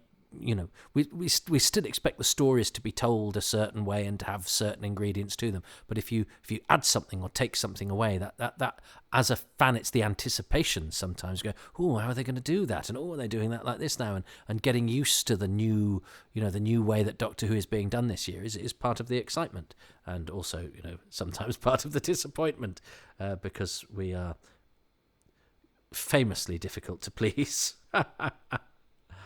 And number 5, I'm going to lose this one. I've got a third of a point so far. And lastly, number 5, the bonus, is maybe a bit of a cheat because it's a continuation of number 4, but it's just really talking about the writing and the ideas, really, because there's a real attempt in this episode to make a point of showing that all the characters matter, even the bit parts. There's a lot of effort is put in to give him a lot of extra detail. with the impact that they all matter. Every single person is important and matters, and it really struck me watching it for the first time that was happening. But the more I think about it, I think the reason why I sort of want to talk about it is because I think that feels like a big thing for Doctor Who as a whole, and I think is probably why I have a slightly unhealthy obsession with the programme. I mean, for instance, so Carl, the character of Carl, he's sort of essentially there just to serve the story. I mean, part of it is saying, he can't be part of the gang. It takes a certain type of person to be part of the gang, and also he needs to serve the story later. So they need to get him out. They need to get him out of the action, then have him turn up at the end. And yet, with very little detail, you really get a sense of who he is. And everything he does makes sense. The fact, he's clearly someone who's very anxious, he's not very confident, who has a slightly overbearing father. So the fact he doesn't want to sort of hang out with, the Scooby Gang at the start makes perfect sense. The fact he works up the crane but can't do the jump, is because, he's scared of heights, but his dad's making him work there. It's done with real wit. But at the same time, you really feel for him and you really care about him. And it would be so easy to write a character like that and sort of, look down on him, essentially, I think. And I think the sense that there's a sense to make him human and to make him get, even with very little, only a little sort of fleshing out on the side, I think is, it's a big deal, I think. And, you can say that with all the bit part characters. Even, I mean, the Kebab Man, it'd be very easy just to say, oh, he's a drunken lout. He's a drunken lout who gets what he deserves. But, but again, there's clearly an effort has been made to go, well, what extra detail, for this very small bit part character, what can we give him, just to make him feel a bit more real. And so they come up with the genius idea, which is they make him a fussy eater, which is brilliant. I just think that's such a great decision. But the best one, and the one that really I want to talk about, is the security guard at the end. Because, as we all know, in Doctor Who, when you see a security guard, they are not long for this world. They're going to get zapped by, the Mandragora Helix or the K1 robot or whatever. It is a dance as old as time. And so the moment you see the security guard at the end of the episode, he's going to die. In a couple of seconds, he's going to die. His whole purpose is to be in that scene. Here's a guy, and then zap. And yet, what Chibnall does is something really quite extraordinary, I think. He, even though and even I think as a casual viewer watching a scene like that, this person's about to die. He really makes you care about that person. In a very, very short space of time, he gives you a huge amount of information about who that person is and what he stands for. So that when he goes, not only do you feel it, but the whole time you're getting that information, it really kind of stings because he's about to go. I mean, my take on it, from what I understand, is that he is, he's a grandfather. He gets on very well with his granddaughter. There's a sense that he's perhaps being a bit of a surrogate father, maybe because the father's not there. And also there's a bit of a strained relationship with the mum. So he's clearly a very good person. I mean, there's even, my take on it is the fact that he's probably even doing that job to help support them. He probably doesn't need to work, is my perhaps over-interpretation of it. So you get all that information and then he's gone. And I think what is so powerful about that is that this is such a cliche of Doctor Who. It goes right back to the 60s, and yet to be able to take a very cliched scene and really make you feel it is a big deal. I think it really, and I think I think a lot of kudos has to go to Chibnall for being able to do that, and also it's I think that sense again of just making all those characters matter. Even that guard that you would see get zapped in a dozen other shows, to suddenly see them fleshed out and make them important matter. I realised as I was watching it that it's that, I suppose it's that sort of take on the show that I really, really like, and I think is the reason why, unlike any other programme, it's something that is really sort of gone to the heart. I mean, I remember Matthew Sweet once saying that I think a lot of his moral outlook has come far more from Doctor Who than it has, from that bloke with the loaves and fishes. And for me, I think this whole episode as a whole, I think is a real sort of testament to that. So those are the top 5. Thank you for humouring me. Oh, Tom, that's what this podcast is all about. I mean, I hadn't liked the security guard bit because I'd found it unnecessary cruel, and I didn't see what it achieved apart from being unnecessarily cruel. But that's perhaps me bringing my own baggage to it, because one of the things to me that is very important about Doctor Who is it's always, because you tend to know that the Doctor and the companions will be safe. So it's worry about the guest characters, and if they're well drawn, that keeps you on the edge of your seat, because you go, I hope that person I like doesn't get killed, or if they do get killed, they die heroically, or that their death means something, or that their death they achieve something in death they weren't able to in life. And it's life and death situations in Doctor Who which you don't really get in real life, because we live less sort of perilous lives than situations which are, as you say, bread and butter Doctor Who, is all a part of it, which is why we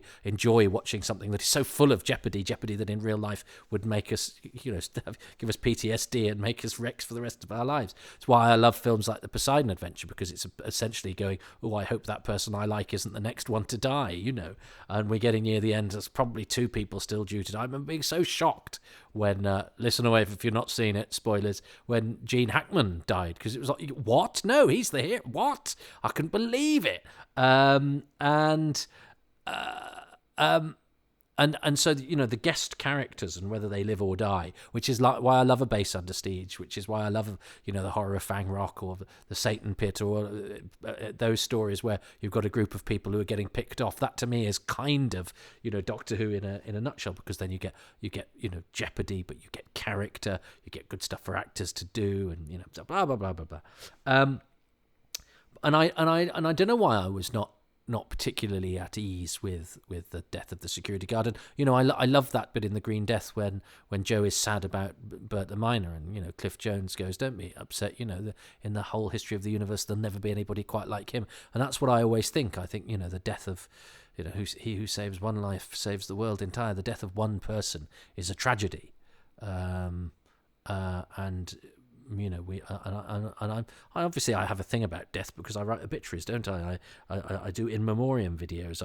But I don't think I'm morbid. I don't have morbid curiosity. I believe in a sort of bit of reverence and respect around death, because that's the end of something that started with a baby, and we all love babies, don't we? And the life that we go through is full of so many momentous events and emotions and good deeds and achievements, but also great sadnesses and difficulty, and slings and arrows that have to be batted away, and to extinguish that is a momentous thing, and each person is unique. And I feel the loss of people that I know, dying, and it's a great thing. And sometimes that can be dispensed with rather glibly in Doctor Who, and it's a pet hate of mine when if we see 4 people getting killed and 3 of them are actors and one of them's an extra, when it comes to the dialogue, they go, what's happened to Joan Smith and Jessup?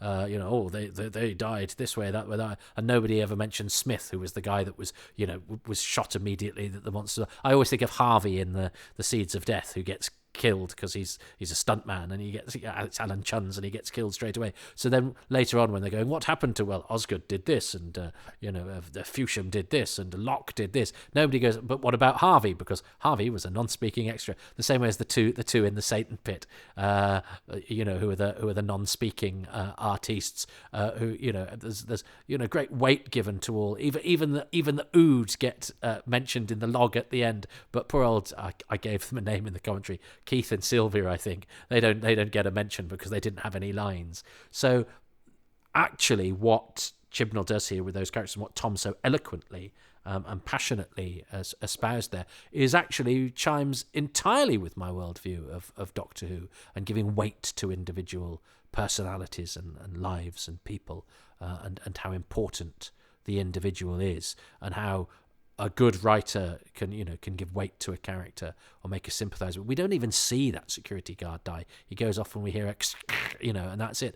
And so I have, yes, I mean, this is what it's about, isn't it? I have changed. Tom has made me change my mind. He's not actually told me anything I didn't already know, but for some reason, in my viewings of it, my mind hadn't coalesced around that moment in that way. I never quite knew. I mean, even when I was talking about it during the commentary, I was going, well, I don't like it because of this, but then I was going, yeah, but actually that might speak to what that's deliberate on the writer. He's trying to do that, and so it's cool. And then this is why, part of fandom is to talk to friends and other fans to consort and to exchange ideas. I wish that exchange of ideas was done more benevolently online, but online is a difficult place, which is difficult to find nuance, and also people behave very differently with a keyboard than they do in person.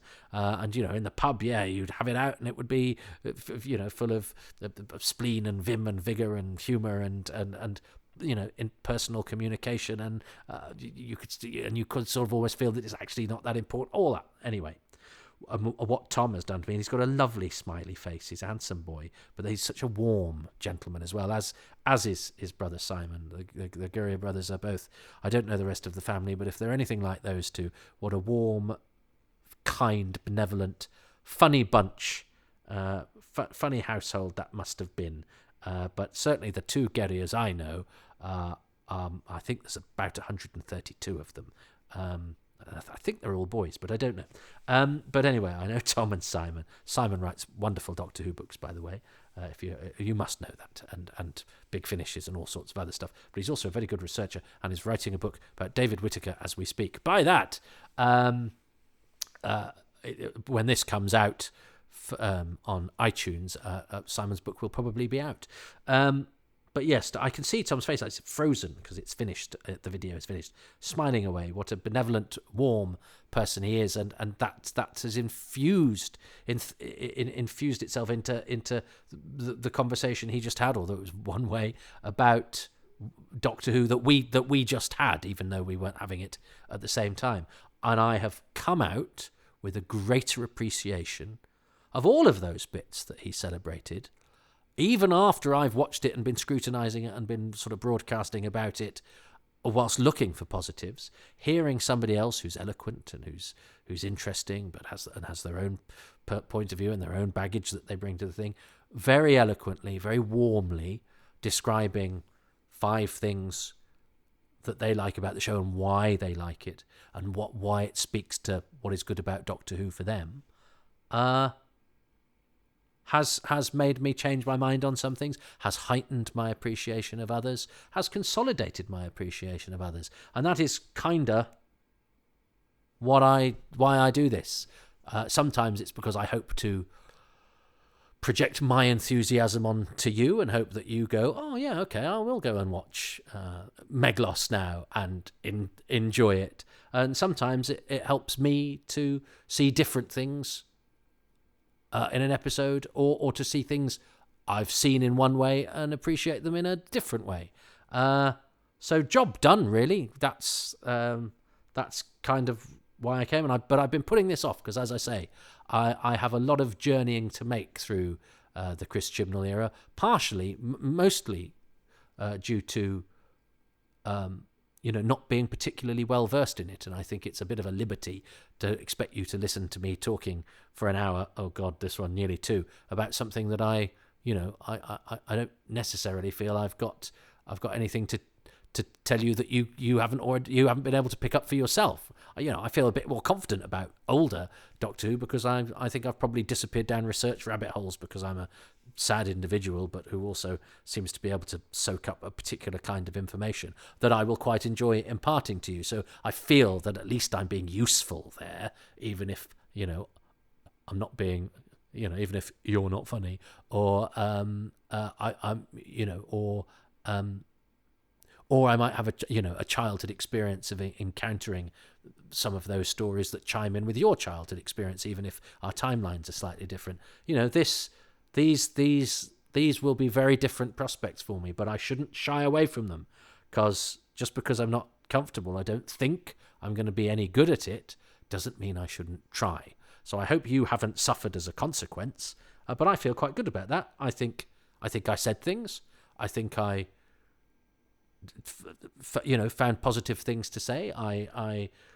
There were some surprises for me there, some things that I think I remembered well, and some things that hopefully I think I probably did get a bit bogged down in the whole culture war internet business, but that hangs very heavily over Doctor Who discourse at the moment, and is in itself a slice of the history of our digestion and appreciation of Doctor Who. So I paid lip service to it, but perhaps a little bit too much, I don't know. But that is instructive in and of itself, that we can't talk about the thing that we love without qualifying it with some acknowledgement of the different, quite noisy and sometimes quite aggressive opinion factions in that whole cyberspace landscape, which is, of course, where one advertises one's wares. So you know that you're in close proximity to a lot of these. This gnashing of cyberspace teeth. But anyway, I will pull those teeth out and I will stick them on my face just because. But look, I hope that was all right. I hope if you are an unashamed, and good for you, fan of the Chibnall era and Jodie Whittaker's tenure, I haven't pissed on your chips, as it were, and have come to it with a perspective that's been interesting for you without dampening your enthusiasm. And if you're Chibnall/Whittaker averse, I hope I've maybe put a bit of a case for the defence, without saying that the reason you don't like it is because you're awful. I just hope I've spread a little bit of joy. And if not, well, tough. As tough as Sheffield steel. If not, well, I had a bash. I put some bits and bobs together in the corner of a garage, and I produced something that hopefully sparked, even if momentarily. Happy times and places to you. I hope you're well wherever you are, and I will speak to you next time. Big thanks to Tom Guerrier, and big thanks to you for listening. Goodbye. Thanks very much for listening to Happy Times and Places, which is presented by me, Toby Hadoke. My special guest this time around is Thomas Guerrier, who is sensible enough not to be on social media, but support his endeavours where you can. I'm grateful to him and to the patrons who make these podcasts possible, and they include Phil Mitchell, Justin E. Monaghan, Ian Moore, Sheila Moore, Chris Murphy, Paul Murphy, Andrew Nixon, Tom Neenan, Alex Noonan, Steve O'Brien, Jeremiah O'Connor, Neil O, Runar Brutig Olsen, Mark Trevor Owen, Russell Parker, Andy Parkinson, James Parsons, Phil Pascoe, Richard Patey, Ken Patterson, John Pettigrew, Kitty Placati, Leanne Potts, Liam Price, Ian Radford, Peter Reed, Paula Reynolds, Mary Robertson, Alex Rowan, Ronin, Darren Rule, John Rumfitt, Gavin Rymill, Tom Selinsky, Matt Sawyer, Nick Salmond, Edward Salt, Samuel No Surname, Frank Shales, Christopher Sharp, John Sheehan, and Gavin Skinner. The music is by Dave Gates, the artwork by Dylan Patterson.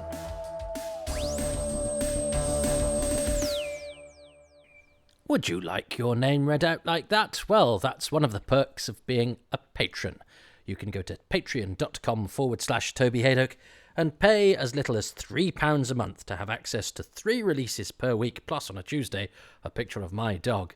And you would be 6 months ahead with this particular podcast. The Happy Times and Places are at least 6 months ahead, and usually a month ahead with the Indefinable Magic and Too Much Information podcasts. There's also an exclusive podcast called Far Too Much Information, plus exclusive monthly AMA sessions and various other goodies, bonus materials, and exclusive releases and bits and bobs.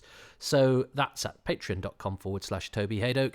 £3 a month gets you everything. There are a couple of sort of trinkets that lure you up the tiers, but not, it's pretty egalitarian, and you can get 10% off whichever tier you pay for if you sign up for a year in advance. So there's lots of ways to save money, to listen to my nonsense if that's what you want to do.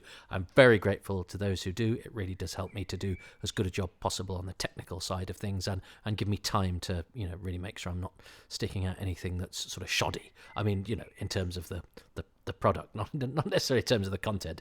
Any shoddiness, I'm afraid, comes hand in hand with me. But I'm very, very grateful. Yes, patreon.com/Toby Hadoke. Or there's the Ko-fi model where you can just sort of tip me without getting any bonuses, but there's no commitment there either, at kofi.com/Toby Hadoke. Thank you.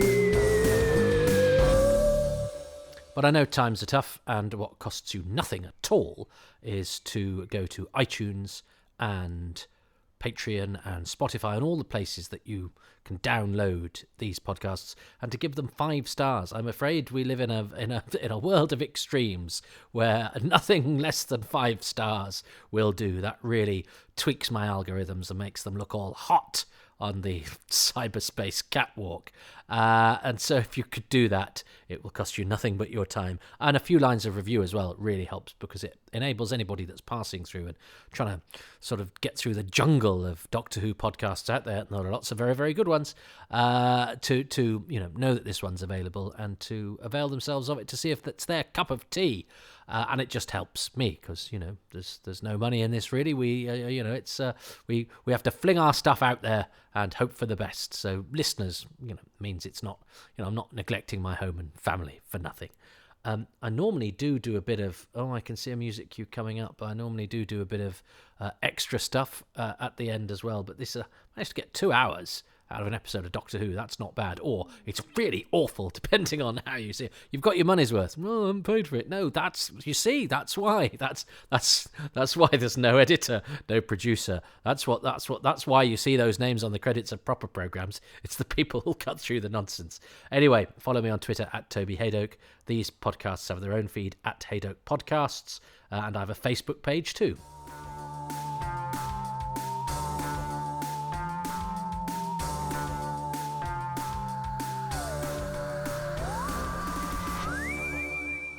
So there we go. That is the end of another episode. And this is the bit where I live a bit of a post-credit sequence. I can't believe I got an actor's name wrong. Well, no, I can. I'm not so good on the new.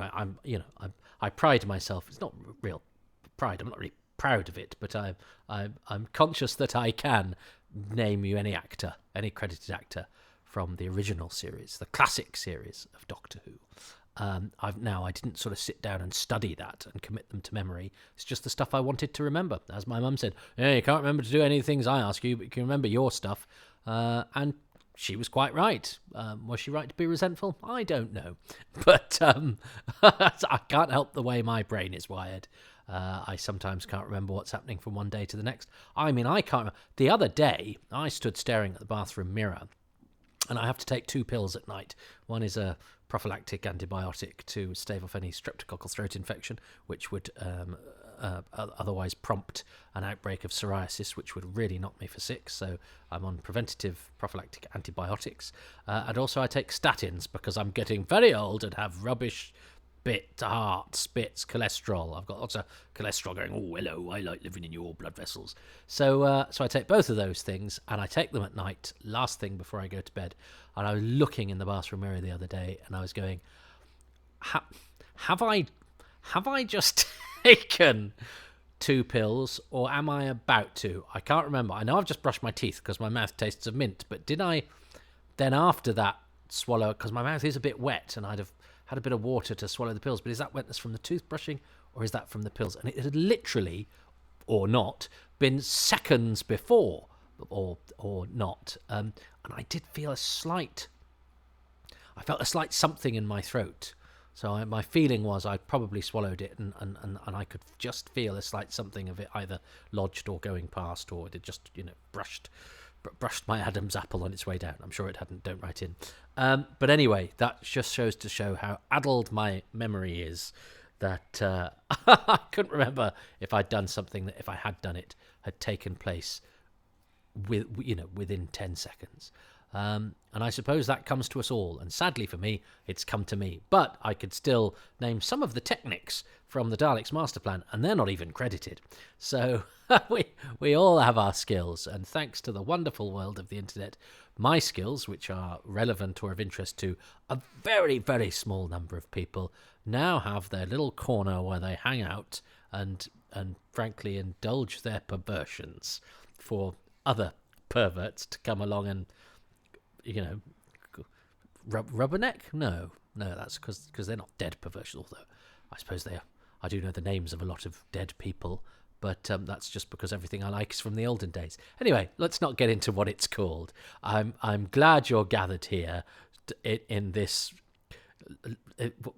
cyberspace corner of geek fetish. Geek fetish. That's what I do. Well, don't geek shame me. All right.